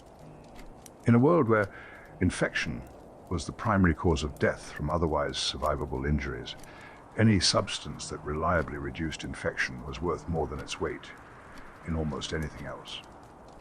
This is why honey stayed in the dispensary for 4,000 years. Not because of tradition alone, not because physicians were unwilling to question their predecessors, because it worked. In the conditions where medicine most desperately needed something to work. It kept working every century it was tested in. It continued to justify its place on the shelf. The classical tradition did not vanish when Rome declined. It compressed, it moved into monasteries and into the Arabic-speaking world, where Islamic physicians preserved it, extended it, and passed it forward through centuries when much else was being lost. When medieval European medicine began to find its feet again, it found honey already waiting for it, already present in the texts that formed the foundation of the new learning, already understood as a medicine of first importance. The medieval apothecary did not inherit honey as a curiosity from a distant past. They inherited it as a working substance, something already proven across more centuries than their tradition could easily count. They used it accordingly, with the confidence of people who had received a reliable tool from reliable hands. The practical reasons for honey's continued dominance were not only historical, they were immediate and present. Honey was available in most parts of medieval Europe. A competent apothecary could obtain honey without difficulty. It was stable. It did not spoil on the shelf. It did not require special storage conditions. A preparation made with honey in October was still a good preparation in March. In a dispensary without sealed glass containers and temperature-controlled storage, this mattered enormously. And it worked across the range of conditions where the classical tradition had used it. The medieval apothecary found that it continued to justify the classical reputation. The patients who received honey preparations recovered from their throat complaints. The wounds dressed with honey preparations healed more cleanly. The practice was confirmed by practice. Now, the compound preparations, because this is where the medieval apothecary's relationship with honey becomes most interesting from a craft perspective. The electuary. If you are not familiar with the word, an electuary is a medicinal preparation made by combining a powdered herb or combination of herbs with honey into a paste, thick enough to be taken from a spoon, sweet enough to be accepted willingly by a patient who would refuse the same herbs in their raw, bitter form. The logic of the electuary is entirely practical and entirely human. Many of the most effective medicinal herbs are unpleasant to take, bitter, astringent, sharp in ways that make the patient reluctant, that produce resistance, especially in children, in the elderly, in anyone whose illness has already depleted their tolerance for difficulty. A medicine that is not taken is a medicine that does nothing. The apothecary, who could make a bitter preparation palatable, was not compromising the medicine. They were ensuring it would actually be administered. Honey solved this problem so completely that it became the standard vehicle for precisely this purpose. The electuary sat on apothecary shelves across medieval Europe as a standard preparation form, not specific to one herb or one condition. A technique applicable to almost any powdered plant material. Herbs for coughs and chest complaints, combined with honey into a paste that a patient would take from a spoon without complaint. Herbs for digestive complaints, combined with honey and perhaps a little warm water, drunk as a liquid. Herbs for wound care, incorporated into honey-based salves that could be spread onto linen and applied to the injury. The honey was doing several things at once in these preparations. It was sweetening, making the preparation acceptable to the person who needed to take it. It was preserving, extending the preparation's effective life on the shelf without refrigeration or sealing. It was holding the active herbal compounds in a medium that released them gradually as the preparation was absorbed. And it was contributing its own properties, the antimicrobial, anti-inflammatory character of the honey itself, working alongside whatever the herbs contributed.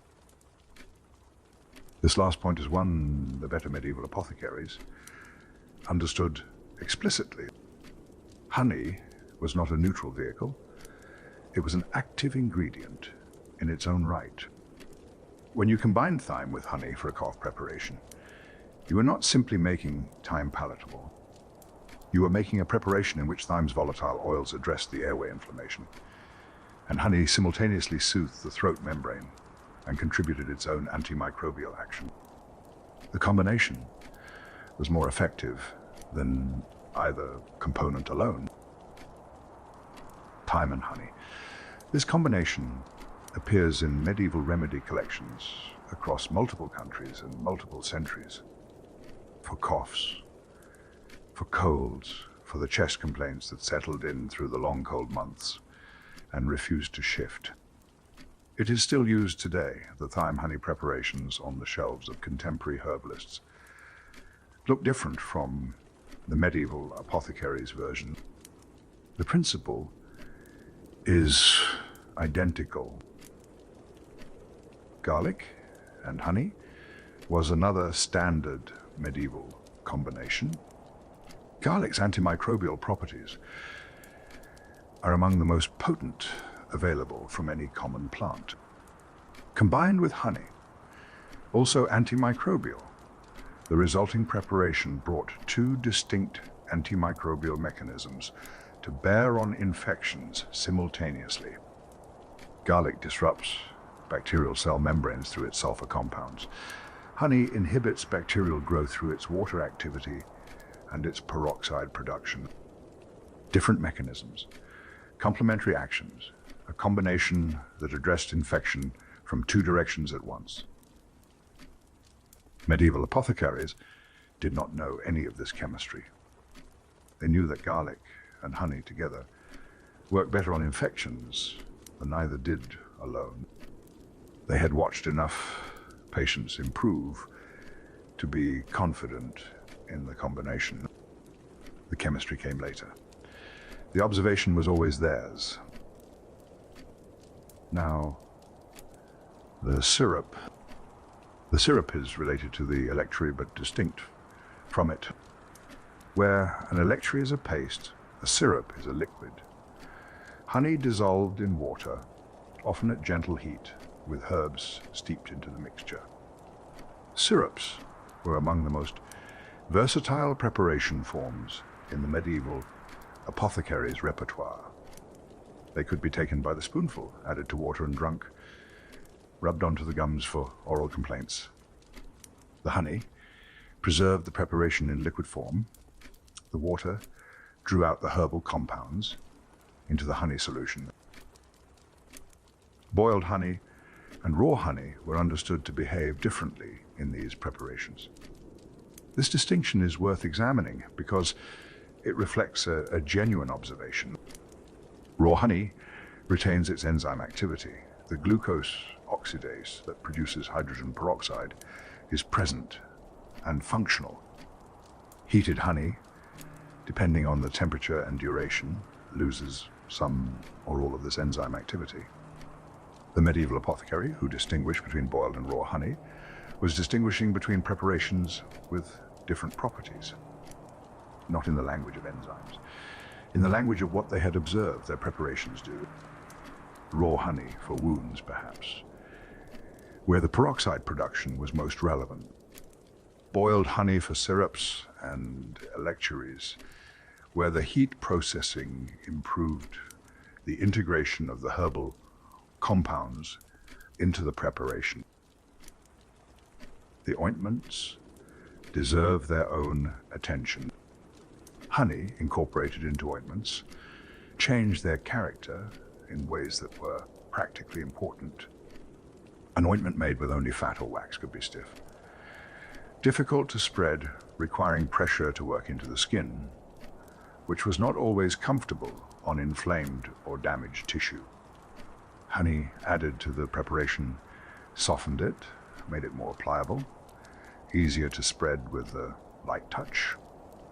It also made the ointment more adhesive, more likely to stay in contact with the wound surface rather than migrating away from it. These are practical qualities. The apothecary working with patients who had painful wounds understood that a preparation that was uncomfortable to apply or that did not stay in place was a preparation that was less useful than it might be. Honey solved both problems simultaneously. Smoother to apply, more likely to remain where applied, and contributing its own healing properties to those of whatever herbs the ointment carried. Convalescence, the period after acute illness when the body was technically past the crisis but not yet fully restored. This was a distinct phase in medieval medical thinking, and honey had a specific role in it. A convalescent patient needed nourishment that their weakened digestion could accept. They needed sweetness, which the depleted body craved after the bitterness of illness. They needed something that soothed rather than challenged. Honey met all three requirements: easily digested, sweet, and therefore welcome, soothing to the throat and gut that had been irritated by fever and by whatever medicines had been administered through the illness. The convalescent bowl of honey in warm water or milk was not merely comfort.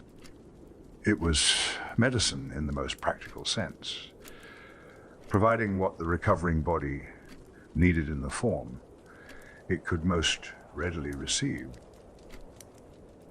I have given this same thing in this dispensary.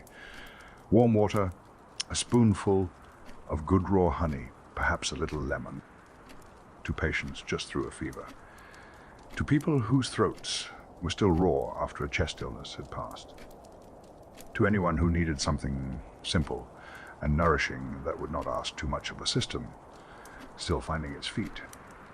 The medieval apothecary would have recognized the preparation immediately. We have not improved on it in 700 years.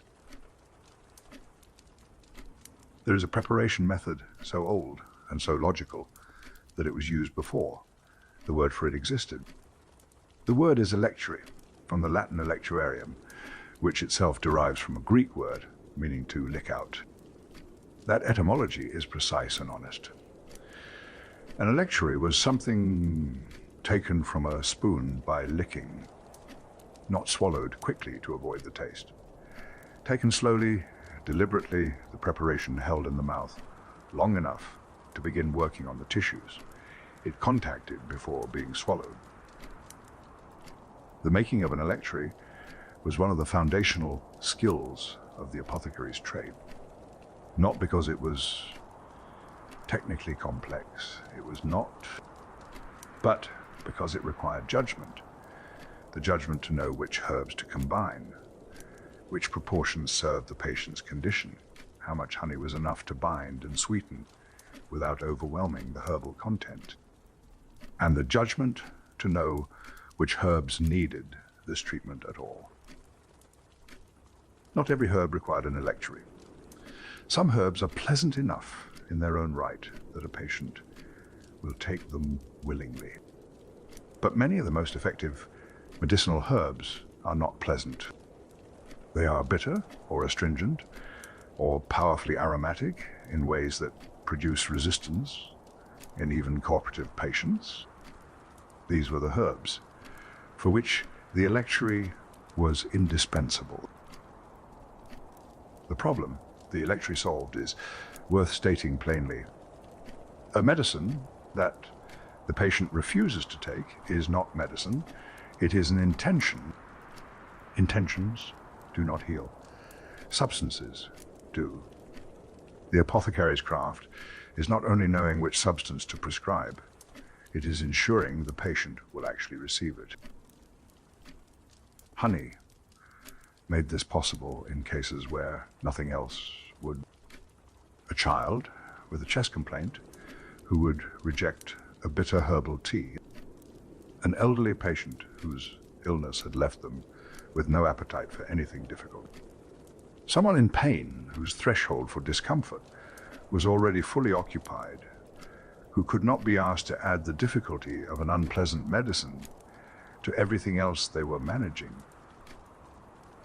For all of these, the electuary offered something they could accept. The honey declared, on first contact with the tongue, that this was something sweet, something welcome. By the time the bitterness of the herbs became apparent, the preparation was already being taken already in the mouth, already beginning its work. This is not trickery. It is applied understanding of how the human response to medicine actually works. We do not take medicine in a purely rational way, evaluating its likely efficacy and accepting its unpleasantness because reason demands it. We take medicine with all of our senses operating. We respond to its smell, its texture, its temperature, its taste. A preparation that addresses those responses, that arrives in a form the patient's senses accept rather than reject, is a more effective medicine than an identical preparation that provokes resistance. The medieval apothecary understood this. The electuary was their primary tool for acting on it. And honey was the substance that made the electuary possible. Now, the preservation. I want to dwell on this a little longer than we have so far, because it was not a secondary consideration. In the context of a medieval apothecary's practice, the preservation of compound preparations was among the most practically important challenges they faced. A physician today prescribes something, and the patient takes it to a pharmacy where it is dispensed from a sealed, temperature-controlled environment. The preparation has been manufactured under controlled conditions. Its shelf life is calculated and printed on the packaging. None of this existed for the medieval apothecary. They made their preparations themselves or sourced them from other apothecaries. They stored them in their dispensary, which was subject to the temperature variations of whatever building it occupied, whatever season was passing outside. A preparation made in August might need to remain effective until the following spring. An apothecary who could not solve the preservation problem was an apothecary who could not guarantee the quality of what they dispensed. Honey solved this problem better than almost anything else available. The chemistry that kept the jar in the Georgian tomb edible for 5,000 years was the same chemistry that kept the apothecary's electuary effective for months on the shelf. Low water activity, natural antimicrobials. Acidity sufficient to inhibit microbial growth. A preparation bound with honey did not ferment, did not develop mold, did not lose its coherence, become something other than what it had been made to be. This was genuinely valuable. The apothecary who chose honey as a binding medium was not only solving the palatability problem, they were solving the storage problem at the same time. One substance, two problems resolved simultaneously. The stability of honey-based preparations also had implications for the apothecary's economics. A preparation that spoiled before it could be used was a preparation that had to be remade. At cost in time and materials, a preparation that remained good through the season could be made in appropriate quantity, stored confidently, and dispensed as needed. The apothecary who used honey extensively in their preparations was, among other things, managing their practice more efficiently. The vehicle question runs deeper than mere practicality, though. When an apothecary chose honey as the medium through which a medicine would be delivered, they were making a choice about how that medicine would move through the body. Honey is water-soluble. It is absorbed through the mucous membranes. An electuary taken by mouth begins to be absorbed before it is swallowed. The licking action, the slow dissolution in the mouth, means the herbs are in contact with the oral and pharyngeal mucosa for longer than a swallowed preparation would be. For conditions of the mouth and throat, this extended contact was directly therapeutic. The preparation was spending time in precisely the tissues it needed to address, not passing through too quickly, not being swallowed before it had done its work in the upper respiratory tract. For herbs aimed at digestive conditions, the honey vehicle offered a different advantage. Honey is itself easily absorbed in the stomach and small intestine. A preparation bound with honey dissolved readily in gastric fluid, releasing the herbal compounds in a form that the digestive system could work with efficiently. The vehicle aided absorption. The medicine arrived in the places it needed to arrive, in a form those places could use. The Ayurvedic tradition, which we discussed earlier, had articulated this explicitly. Honey, as a vehicle, changed where and how medicines worked. The medieval European apothecary arrived at the same practical understanding through different routes. Observation, trial, the accumulated experience of watching what their preparations actually did in actual patients. There's a passage in John Murfield's 14th century medical writing that addresses compound preparations with the practical detail of a working apothecary. Murfield understood that the preparation form was inseparable from the medicine's effectiveness. How you made something mattered as much as what you made it from. Honey appeared in his compound preparations, not as an afterthought, but as a calculated ingredient, chosen for what it contributed to the final preparation, as well as for what it made possible for the patient. This integration of honey into the theory, as well as the practice of medieval pharmacy, is one of the things that distinguishes the serious medical tradition from simple household custom. Household custom used honey because it was available and sweet and apparently helpful.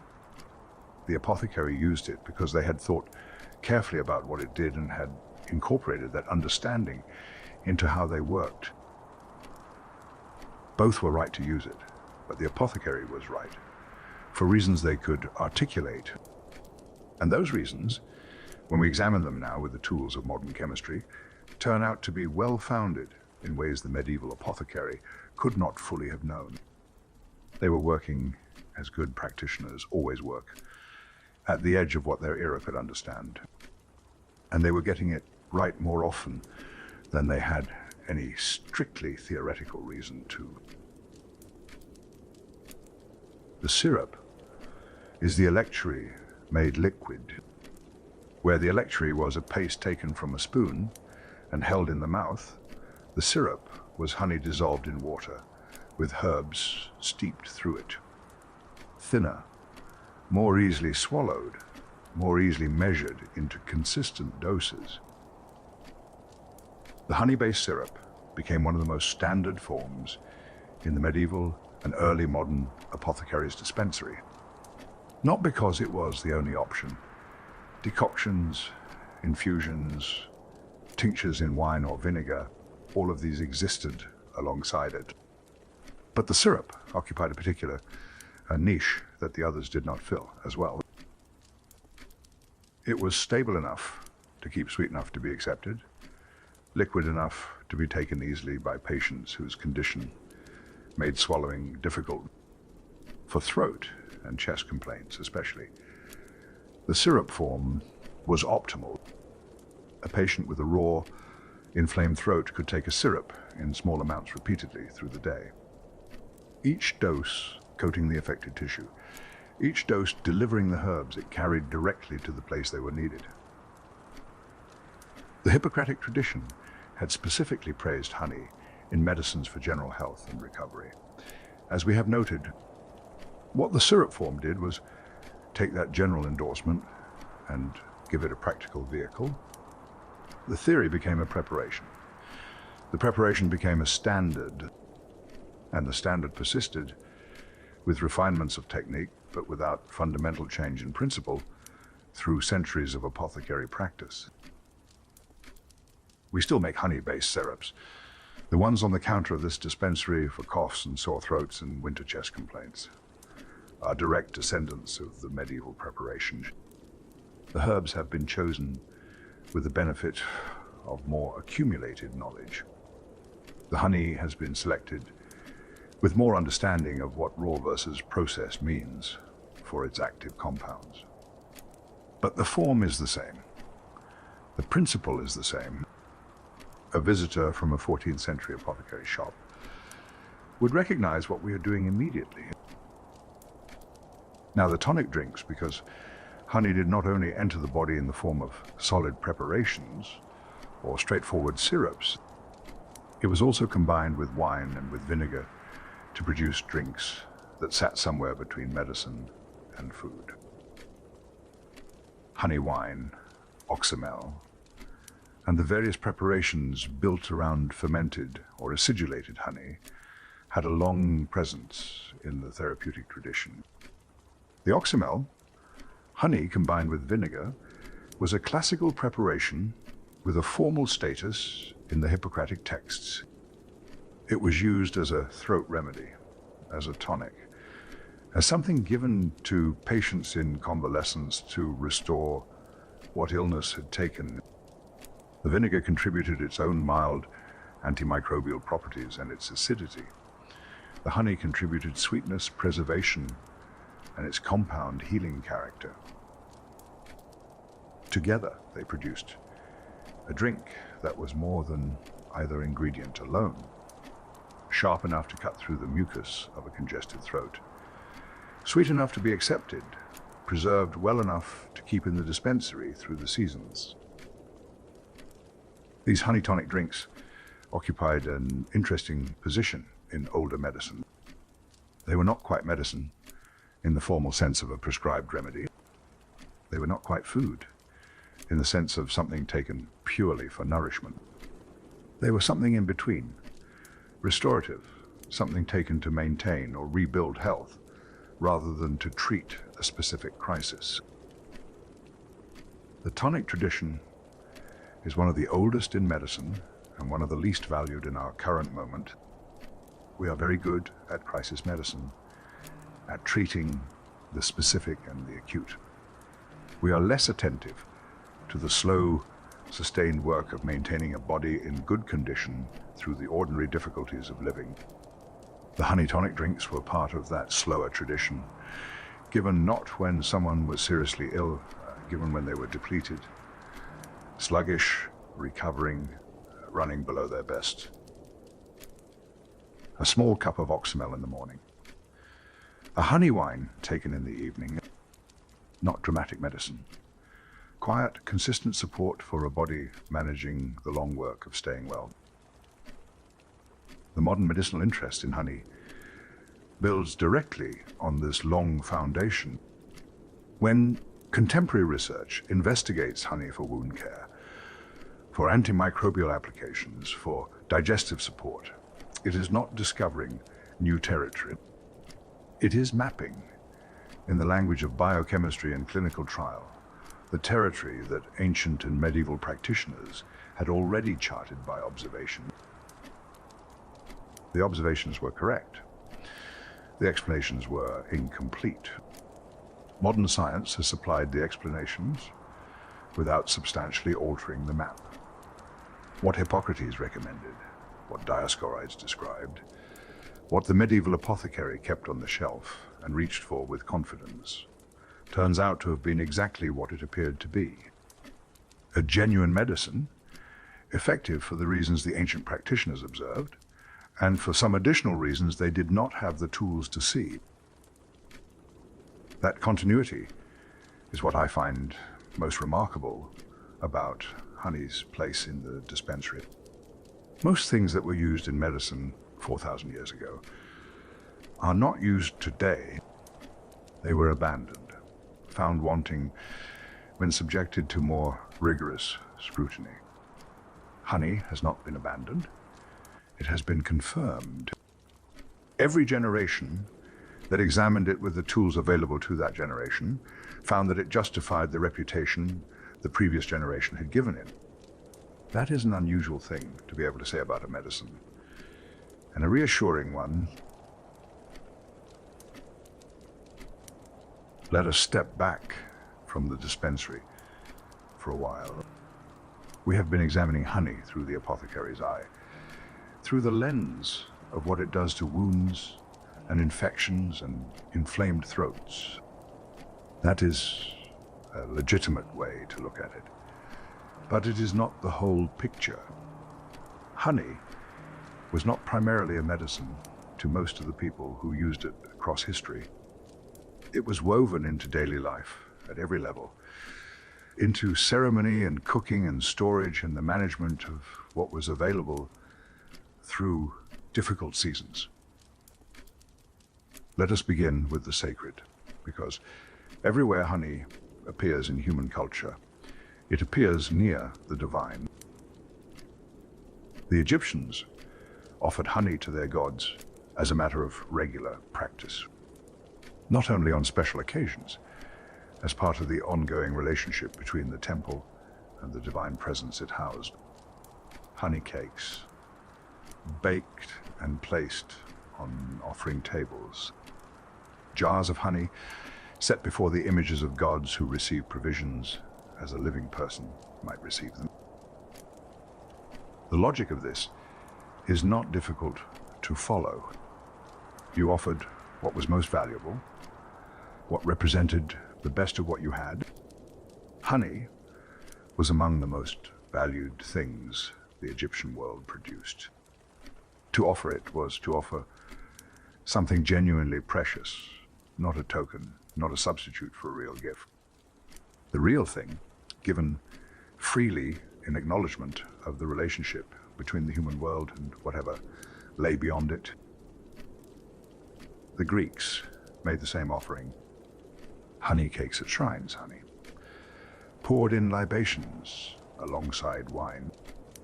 A culture that put the bee on its coins for 600 years understood that honey belonged in the most serious conversations a community could have. The conversations it had with its gods. In the Vedic tradition, the offering was formalized into ceremony with considerable precision. Honey appeared in rituals at the significant moments of human life. Birth, marriage, the transitions that require the attention of the divine, as well as the practical support of the community. It was given to the gods not only as a gift, but as a symbol of sweetness, of the quality of life that the ceremony was asking the divine to extend to those present. A Hindu ceremony with honey in it was not simply using a pleasant substance for practical reasons. It was making a statement about what the participants hoped for. That life would be sweet, that the relationship being sealed or celebrated would carry the quality that honey represented. Immortality, in the sense of what endures, sweetness, in the sense of what nourishes and gives pleasure. Both of these were in the honey that was offered. The temple cosmetics of Egypt are worth a moment. Honey appeared in the preparations, used in temple rituals, not only as an offering, but as a substance applied to the body. The skin of those who served in the temple, the preparations used in the ritual bathing and anointing that preceded certain ceremonies. This is honey at the boundary between medicine and sacred practice. The same properties that made it effective in medical salves, the softening, the antimicrobial character, the way it maintained the skin's condition, were equally valuable in a ritual context. The body prepared for divine service deserved the best of what was available. Now to the everyday, to the medieval household, and how honey actually lived within it. It was stored in ceramic jars, sealed, as well as the technology of the time allowed, in wooden barrels when quantities were large enough. When a household was managing its honey, not by the jar but by the season's harvest, the storage vessel mattered. Honey absorbed flavors from its container over time. A well-seasoned wooden barrel gave the honey stored in it a character that a clay jar would not. Medieval households understood this. They chose their vessels as a modern cheesemaker chooses their molds, with knowledge of what the vessel contributed to what it held. The honey stored in those jars and barrels moved through the household in several directions at once. Into the kitchen, where it sweetened and preserved and improved. Into the apothecary's preparations. In households wealthy enough to have access to a dispensary or sophisticated enough to make their own medicines. And into the wine. In medieval Gaul and in England, a practical problem presented itself regularly. Wine varied in quality. The good years produced wine worth drinking on its own terms. The poor years produced wine that was thin, sour, harsh in ways that made it unpleasant. But wine was also important. It was drunk at table, used in cooking, present at ceremonies. A household could not simply abstain in the years the vintage disappointed. Honey improved. Poor wine added to a thin or sour vintage. It rounded the edges, contributed sweetness that balanced the acidity, made something drinkable from something that would otherwise have been difficult to serve. This was not considered adulteration. It was considered good household management. The cook, or the cellar keeper, who knew how much honey to add to a disappointing barrel, was exercising a valued skill. The practice connects to something broader about how medieval households thought about honey's role. It was an improver, a substance that made other things better. Better wine, better medicines, better preserved fruit, better flavored bread. Its presence in a preparation, whether culinary or medicinal, was generally understood to be beneficial. Not because people were credulous or because honey had accumulated an undeserved reputation. Because in most of the contexts where it was applied, it actually did improve things. The mead tradition belongs here as well, and we have been promising to return to it. Mead is simply honey fermented in water, the oldest alcoholic drink for which we have evidence, predating both wine and beer in some traditions. In medieval Europe, it carried social and ceremonial weight that went beyond its role as a beverage.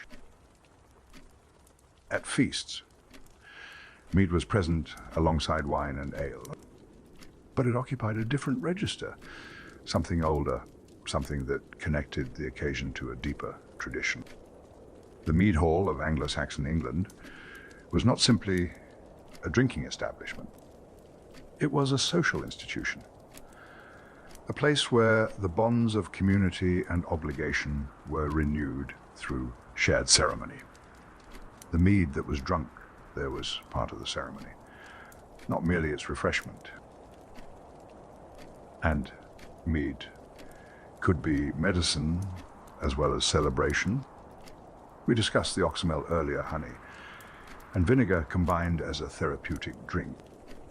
Honey wines occupied a related position somewhere between the social drink and the tonic, taken for recovery, for warmth in cold seasons, for the sustained nourishment that the combination of honey's compounds and the gentle fermentation produced. There is a particular quality to honey-based fermented drinks that sets them apart from grain-based ones. They carry the character of whatever flowers the bees work.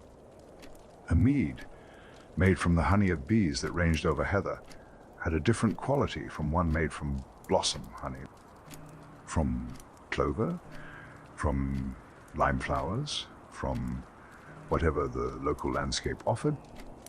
The terroir of honey, as we might say now, translated into the terroir of the drink made from it. Medieval people understood this. They had preferences. They paid different prices for honey from different sources. The beekeeper, who managed hives on diverse flowering pasture, could command more than one who kept bees where only one plant dominated. The quality of the honey was the quality of what the bees had found, and what the bees found was inseparable from where they ranged.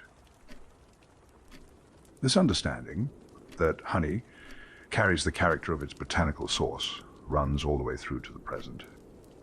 The manuka honey, the thyme honey, the acacia honey on contemporary shelves are distinguished from one another precisely because of what the bees were. Medieval households were making the same distinctions with less formal vocabulary, but no less genuine appreciation. They knew what they preferred. They knew which honeys served which purposes best. And they managed their stores accordingly. In old Russia, honey was not simply a commodity. It was a vocation. The making of honey drinks was a recognized profession, a distinct trade separate from the beekeeper who produced the honey and the merchant who moved it through markets. The medavar, the honey drink maker, a craftsman whose skill was specifically in the transformation of honey into something that time and patience and the right conditions could make extraordinary. What these craftsmen were making required a commitment that most trades do not ask of their practitioners. Some Russian honey drinks were aged for years, not months, years. The most prized preparations, the ones that represented the highest expression of the craft, could spend 20 years maturing before they were considered ready. 20 years. A craftsman who began a batch in his 30s might not taste the finished result until he was past 50. The person who drank it might not have been born when the honey was first combined with water and set to work. This kind of patience is not common in any craft. It is the patience of the best wine cellars, the long-aged spirits, the aged cheeses that require seasons or years before they become themselves. But even in those traditions, 20 years is exceptional. The Russian-aged honey drinks became prestige objects as a result.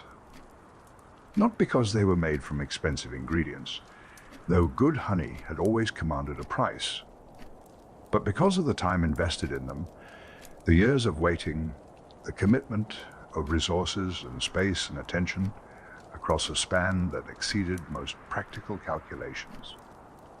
A jar of 20-year honey drink was a jar that represented 2 decades of someone's working life. That is not a simple commodity, that is a legacy. The social importance of these drinks in old Russia ran deep. They were served at the significant moments. The feasts that marked transitions, the ceremonies that required something beyond ordinary provision.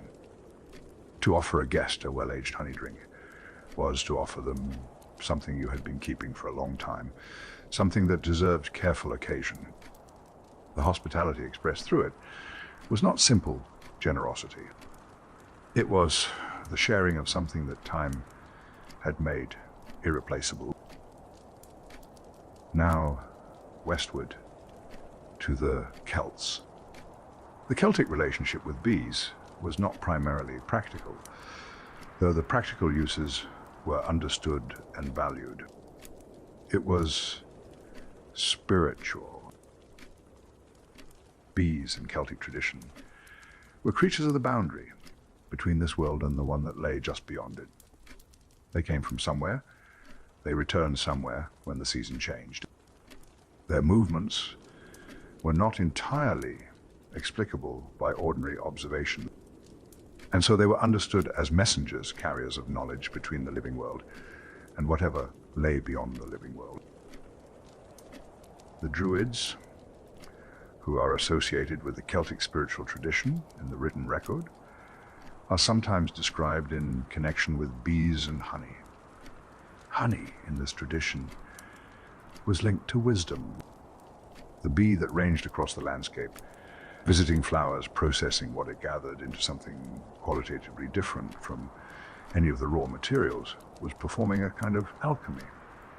The honey it produced was the distilled essence of many flowers, the wisdom gathered from many places, transformed into something unified and nourishing.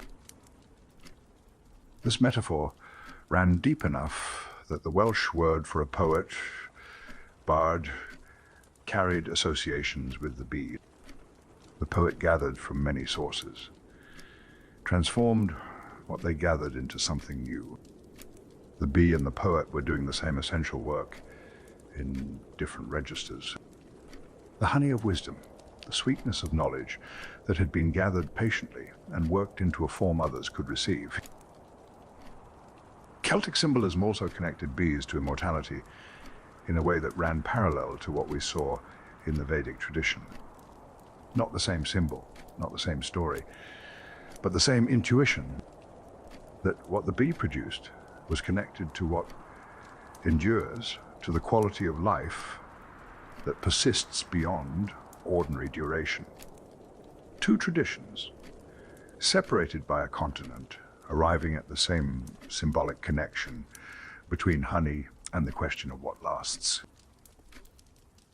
Now, into Slavic folklore, which has its own distinct and careful relationship with bees.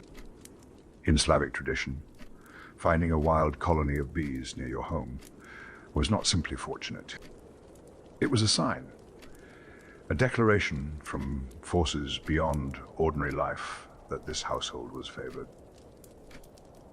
The prosperity the colony represented was understood to extend not only to the present generation, but forward in time. 7 generations. A wild colony found near the house meant prosperity for 7 generations of the family that lived there. 7 generations is a span of time that refuses easy calculation. It exceeds the lifespan of anyone alive to hear the news of the colony's arrival. It extends to people not yet born, whose lives and fortunes are being shaped by something that happened before they existed. The blessing was not for the finder alone. It was for everyone who would come after in that line. This is a different way of thinking about honey than the practical or the medicinal. It is honey as a connection between the present and the future, as something that carries meaning across time in ways that individual lifetimes cannot contain. The bee, which lives briefly and produces something that endures, was a natural symbol for this. Slavic holiday customs used honey in a more immediately practical protective sense as well. Honey mixed with herbs, applied to thresholds, to doorposts, to the boundaries of the home. We have seen this pattern before in the Anishinaabe tradition, placing yarrow across thresholds, in the European folk practice of strewing protective herbs. Honey added its own character to these protective preparations, the substance that did not corrupt, that resisted the forces that broke down everything else, was a natural choice for a charm intended to protect. The liminal winter festivals of Slavic folk tradition used honey in yet another register. The long, dark months, the period when the world was at its most uncertain, when the distance between the living and the dead felt smallest. Honey was offered at these festivals, set out for the spirits that moved through the world in the dark season. Not as an appeasement, as a continuation of the relationship between the living and whatever lay beyond life. The same logic that placed honey in Egyptian tombs was operating here. Something that did not spoil was appropriate for transactions with the eternal. Something sweet was appropriate for relationships you wanted to keep sweet. Honey belonged at these moments. In every tradition that encountered it deeply enough to look for its symbolic dimension, it belonged at the moments when ordinary life opened toward something larger. I think about this when I look at the jar on the shelf, a substance so bound up with the sacred in so many cultures across so many centuries that the sacred dimension has become part of its character. You cannot fully understand what honey has meant to people by only knowing its chemistry. The chemistry explains what it does. The history explains what it has meant. Both of those things are real. Both of them are present in the jar. We have been moving through history largely on practical ground. Medicine trade, the craft of the apothecary, the management of the larder and the cellar. But honey has never lived only in the practical world. It has always occupied a place in the imagination as well, in the stories a culture tells about itself and about the nature of things. Let us begin with the Bible, with a phrase so well worn, it has almost lost its original weight. A land flowing with milk and honey. This description appears in the Hebrew scriptures as the defining characteristic of the promised land, the place the people were moving toward, the measure of what they were being offered. It is worth pausing on what the phrase actually communicates. Milk means animals. Animals mean pasture. Pasture means land well watered, well managed, capable of sustaining herds. Honey means flowering plants in abundance. A landscape rich enough and varied enough to support bees and produce honey in quantity. Together, milk and honey describe a land of genuine agricultural abundance. Not merely habitable, generous. The phrase was not accidental or merely poetic. It was a precise description of what agricultural prosperity looked like to people who understood land and what land required to be productive. Over time, it became a symbol broader than its agricultural origins. Abundance, blessing, the quality of life that results when conditions are exactly as they should be. But the honey in the phrase is still doing real work, still declaring that a land with bees is a land in good health. The Greeks took a different approach, characteristic of the Greek mythological imagination. They placed honey at the very origin of divine power. There is a cave on the island of Crete. In it, according to the myth, the infant Zeus was hidden, protected from his father Cronus, who had been consuming his own children to prevent any of them from overthrowing him. In that cave, the infant god was fed by bees, or more precisely, by the nymph Melissa, whose name means bee, who discovered honeycomb and brought honey mixed with water to the hidden child, the future king of the gods, the one who would eventually overthrow Cronus and establish the Olympian order, fed in his most vulnerable moment on honey. This is not an incidental detail. Greek myth is not careless about what it feeds to gods. The food that sustained Zeus in the cave was the food that made him what he became. And when Zeus came into his power, he remembered. He rewarded the bees that had sustained him, gave them their golden color, gave them the endurance to survive cold and weather. The qualities that make bees what they are, in the Greek mythological understanding, were gifts from the god they had nourished. The nymph, Melissa herself, became an archetype. The name, Melissa, entered Greek and later European culture as a name for women associated with wisdom, with nourishment, with the quiet work of sustaining life. Beekeepers in the Greek world were sometimes called Melissocomi, keepers of the Melissae, the bees and the women who served them sharing a name, a recognition that the work was similar in character. Patient tending, the transformation of gathered material into something that sustained others. And then the priestesses. At certain Greek temples, the priestesses who served as oracles who transmitted divine messages to those who came seeking guidance were called Melissae, the bee woman. The connection between the bee and divine communication is not arbitrary.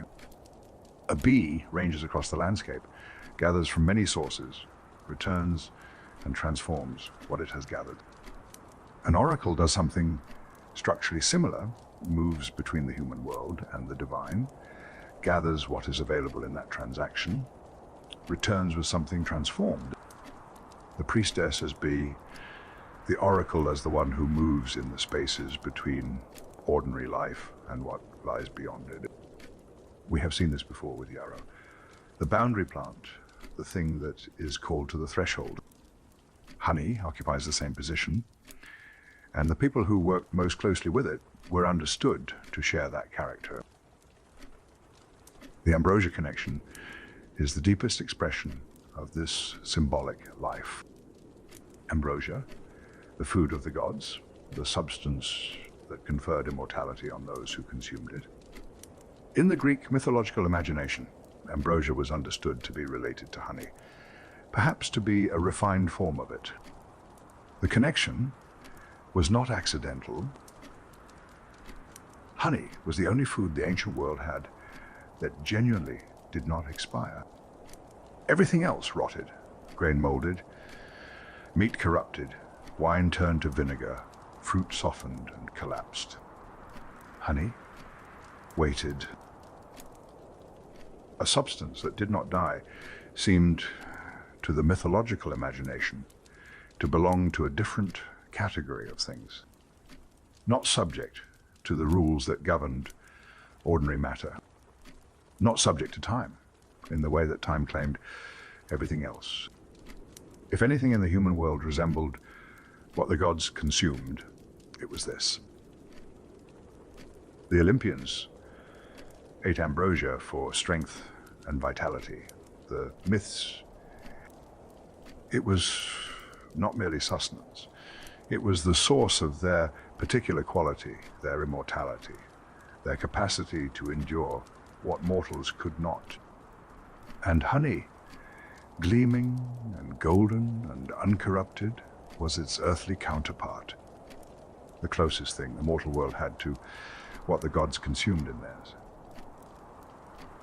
Now forward into the world where science and mythology began to diverge, or perhaps did not diverge as cleanly as we might assume. Modern science has confirmed, in the language of biochemistry and clinical research, that honey is genuinely extraordinary, not immortality conferring. The myths were not literally true in that sense, but genuinely extraordinary by any standard available to us. Its antimicrobial activity has been studied extensively. The mechanisms we described earlier, the hydrogen peroxide production, the low water activity, the acidity, are all confirmed and well characterized. Beyond these, research has identified additional compounds with antimicrobial activity that vary between honey types. B defensin -1, a protein the bees themselves add to honey during its production, active against a broad range of bacteria. Methylgloxal, found in particularly high concentrations in Manuka honey, active against bacteria including some that are resistant to conventional antibiotics. That last point deserves particular attention. Antibiotic resistance is one of the significant medical challenges of our present moment. Organisms that have developed resistance to the drugs designed to control them are not, in most cases, resistant to honey. The mechanisms are different. Honey does not work the way antibiotics work. It works through multiple simultaneous mechanisms, which makes developing resistance to it considerably more difficult for any organism. The ancient physicians who used honey on infected wounds because they observed that it kept those wounds cleaner were, without knowing it, using a multi-mechanism antimicrobial agent, one that remains effective against organisms that have learned to defeat the single mechanism drugs of modern medicine. Clinical research has also confirmed honey's effectiveness in wound care through formal trial. Honey dressings for chronic wounds, for burns, for the post-surgical wounds that fail to close cleanly. Medical-grade honey preparations are licensed and used in contemporary clinical practice. The Edwin Smith papyrus has become a clinical guideline. Separated by 4,000 years, the instruction is the same. The mythology called it ambrosia. The biochemists call it a multi-mechanism antimicrobial agent with wound healing activity. The jar on the shelf remains what it has always been. Something produced by creatures of extraordinary industry. Something that does not expire. Something that has earned, through 40 centuries of human attention, the right to be called remarkable. We have moved through Greek myth and touched on the Vedic tradition, but the mythological life of honey and the bee is broader than either of these. It runs across cultures with no shared history, arriving at connected ideas through entirely independent routes. The same pattern we have seen in the medical tradition, independent observation producing consistent conclusions. In Egypt, the bee had an origin story that placed it at the very source of divine life. Ra, the sun god, the central figure of the Egyptian pantheon, the one whose daily journey across the sky ordered the world. From his tears, in the Egyptian telling came the bees. This is not a casual origin story. Ra's tears were not ordinary moisture. They were the tears of the sun itself, of the force that made life possible on Earth. When those tears fell and became bees, the bees were carrying within them something of what Ra was. Solar energy, divine origin, a connection to the source of life and light. And what the bees produced, the honey that emerged from their solar origin, carried that connection forward. Honey, as the distilled gift of the sun, mediated through creatures born from the sun's own grief. This is why honey belonged in Egyptian temple offerings. Why it belonged with the dead. It was not merely a valuable food. It was something that carried divine origin within it. The bees in this tradition were also understood as messengers between the world of the living and the world of the dead, between the human and the divine. Their movement from flower to hive and back, their ability to find their way across distances that seem to exceed ordinary navigational capacity, their disappearance in winter and return in spring, all of this contributed to the sense that they moved in registers unavailable to ordinary creatures. This messenger quality appears in the Egyptian burial symbolism we have already noted. The honey in the tomb was not only provision for the journey, it was the presence of a substance associated with the creatures who could move between worlds, a connection maintained across the threshold that the dead had crossed. Greek religious practice extended the association with prophecy and inspiration. We noted the priestesses called Milici, the bee woman who served as oracles. But the connection ran deeper into Greek religious imagination than a single name. Honey was understood to be connected with inspired speech, with a capacity to receive and transmit divine knowledge. The honey dropped on the lips of a prophet. This image appears in the Greek tradition and in the biblical tradition separately. The sweetness placed on the lips of the one who is about to speak something that comes from beyond ordinary human knowing, as though the truth requires sweetness as its medium, as though divine speech must arrive through the substance associated with divine origin. In the Hindu tradition, the gods themselves consumed honey to gain divine powers.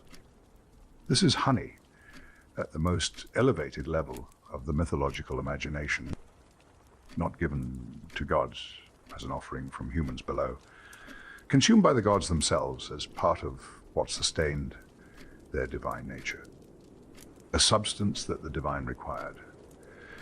That was understood to be part of the maintenance of divine power. We saw the Panchamrita, the 5 elixirs of immortality, earlier in the evening. The Hindu mythological tradition placed honey among these, not because it was pleasant or even because it was medicinally valuable, but because it was understood to participate in something that exceeded ordinary nourishment. The quality of what endures, of what sustains even the divine. Now north, into the Norse tradition. The Norse relationship with honey is inseparable from mead, and the Norse relationship with mead is inseparable from poetry and sacred knowledge. There is a story in the Norse myths about the origin of the mead of poetry. 2 warring groups of gods made peace by combining their saliva in a vessel. From that combined saliva, a being of great wisdom was created. His name was Kvasa. Kvasa was killed, and his blood was combined with honey to make a mead. Whoever drank this mead received the gift of poetry and wisdom, the capacity to speak truth in the most beautiful and enduring form available to human beings. The mead of poetry eventually came into the possession of Odin, who obtained it through considerable effort and ingenuity. He brought it back to the gods, sharing it with those worthy of receiving the gift it carried. This myth encodes something the Norse tradition understood about the relationship between honey and the highest forms of human expression. Poetry, in the Norse context, was not entertainment. It was the preservation of knowledge. The skalds who composed and memorized the great poems were the keepers of history and law and genealogy. The capacity to compose and transmit poetry was not merely an aesthetic gift, it was a social necessity. And this capacity was understood to come, at its origin, from a drink made with honey. The mead of poetry passed from the divine to the human world. And the mead that humans brewed from the honey that bees produced was a dim reflection of that original gift. Every cup of mead carried within it, however, distantly, the connection to the sacred source of poetic knowledge. I want to step back for a moment and look at what these myths share. Egypt, Greece, India, Norse Scandinavia, the Celtic world, Slavic tradition, all of them placing honey at the junction between the human and the divine. All of them treating the bee as something that moved in registers beyond ordinary animal life. This consistency across cultures with no direct connection is remarkable. We have seen it in the medical record, independent observation producing the same conclusions. We are seeing it again here. Independent mythological imagination producing the same symbolic assignments. Why did so many cultures independently connect honey to the divine? The non-expiry is part of the answer. Something that did not die seemed to belong to a different order of existence. The sweetness is part of it. In worlds where sweetness was rare and valued, its presence in something suggested a quality beyond the ordinary. The mystery of its production is part of it. The transformation of flowers into gold, performed in darkness inside a sealed structure by creatures whose organization exceeded human understanding. And perhaps the bee itself contributed something. The way a colony functions as a single entity, each bee carrying out its role as though part of a larger mind. The way they navigate, the way they communicate, the way the hive persists across the death of individual members. All of this suggested to the mythological imagination something beyond ordinary animal life. The bee seemed to understand things that other creatures did not. And what it produced carried that understanding within it. I have kept bees, briefly, in my earlier years before this shop, demanded too much of my time for other pursuits. I can tell you that standing beside an active hive and simply listening is an unusual experience. The sound of it, the intelligence of the movement, the sense of a single will distribute it across thousands of individual creatures. I do not invoke the mythological dimension easily. I am a man of observation and evidence. But I understand why the people who kept bees across all those centuries reached for their largest available vocabulary to describe what they were working with. Some things resist smaller words.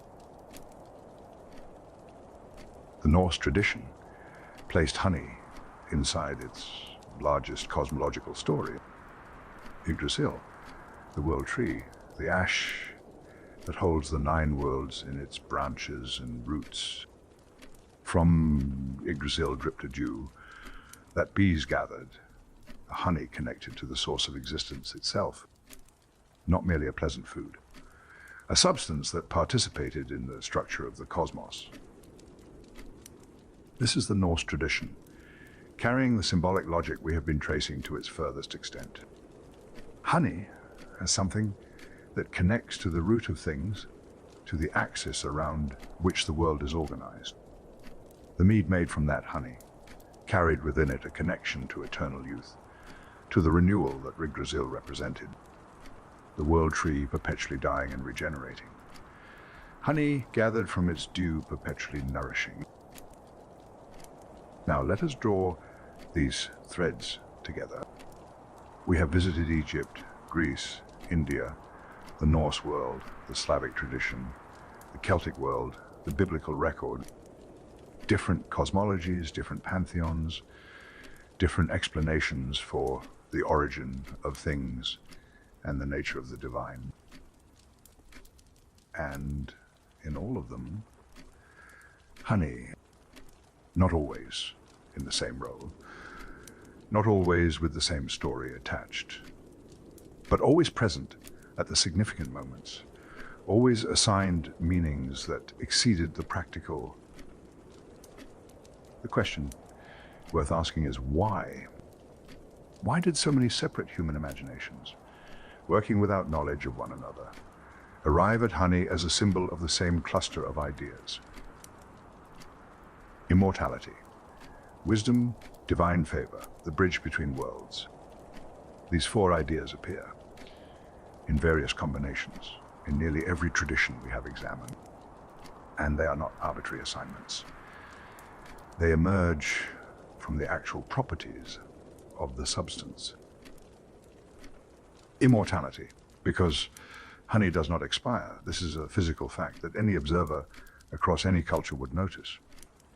Everything else in the organic world dies. Honey waits.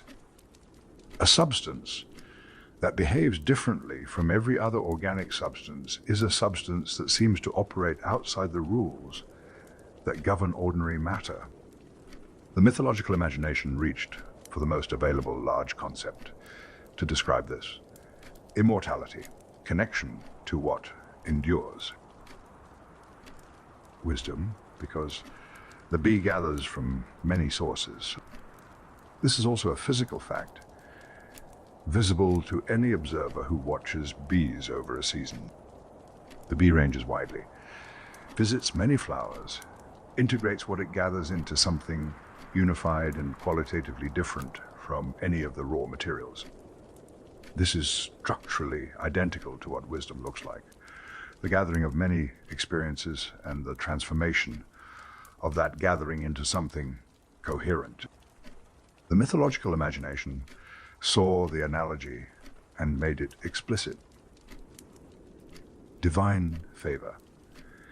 Because honey was rare and sweet, and clearly the product of something beyond ordinary effort. You could not simply decide to have honey. It required bees. Bees required flowers. Flowers required the right land and the right season. A household with good honey was a household where several things had gone right simultaneously. The mythological interpretation of that convergence was divine favor. Something or someone had arranged the conditions favorably. The bridge between worlds, because the bee itself seemed to embody this quality, moving between the flower world and the hive world, disappearing in winter, returning in spring. The transformation it performed from flower to comb seemed to partake of something beyond ordinary biology. And what it produced, something sweet and golden and permanent, seemed to belong to both the earthly and the something more than earthly simultaneously. Modern interest in medicinal honey builds on these older observations without requiring any of the mythological framework. The antimicrobial properties that ancient physicians observed, that medieval apothecaries relied on, that field surgeons in the First World War returned to, have now been characterized in precise molecular terms. The soothing properties that made honey appropriate for sore throats, for wounds, for the convalescent's bowl, are understood through the lens of hygroscopicity and anti-inflammatory compounds. The science and the mythology are not in conflict. They are different ways of responding to the same reality. A reality that genuinely is extraordinary by any standard available to us. Something sweet, golden, and permanent, produced in darkness by creatures of remarkable intelligence. Effective across 4,000 years of medical use on the conditions where medicine most needed something effective. Present in the tombs of pharaohs and the wounds of soldiers and the sore throats of children and the offerings of temples. The mythological traditions were not wrong to reach for their largest vocabulary. The substance warranted it. It still does.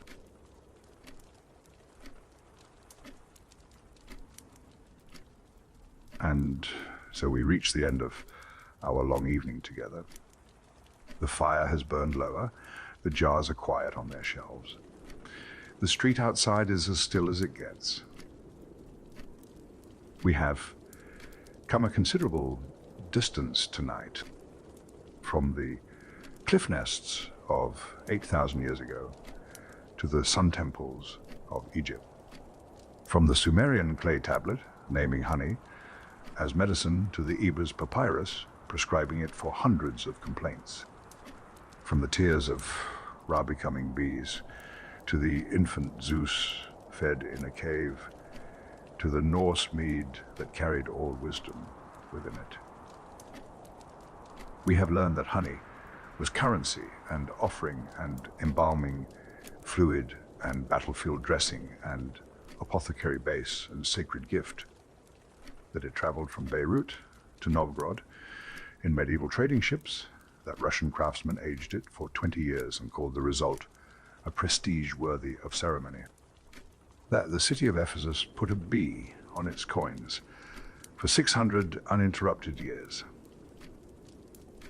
We have learned that Hippocrates, Galen, and Dioscorides all used it as the base for most of their formulations. That the medieval apothecary understood it as both medicine and vehicle, something that carried other medicines into the body in forms they would not otherwise achieve. That the electuary, the syrup, the salve, the oxymel, the honey and garlic preparation, the thyme and honey cough remedy, all of them were not accidents of tradition. They were the accumulated conclusions of thousands of years of careful observation.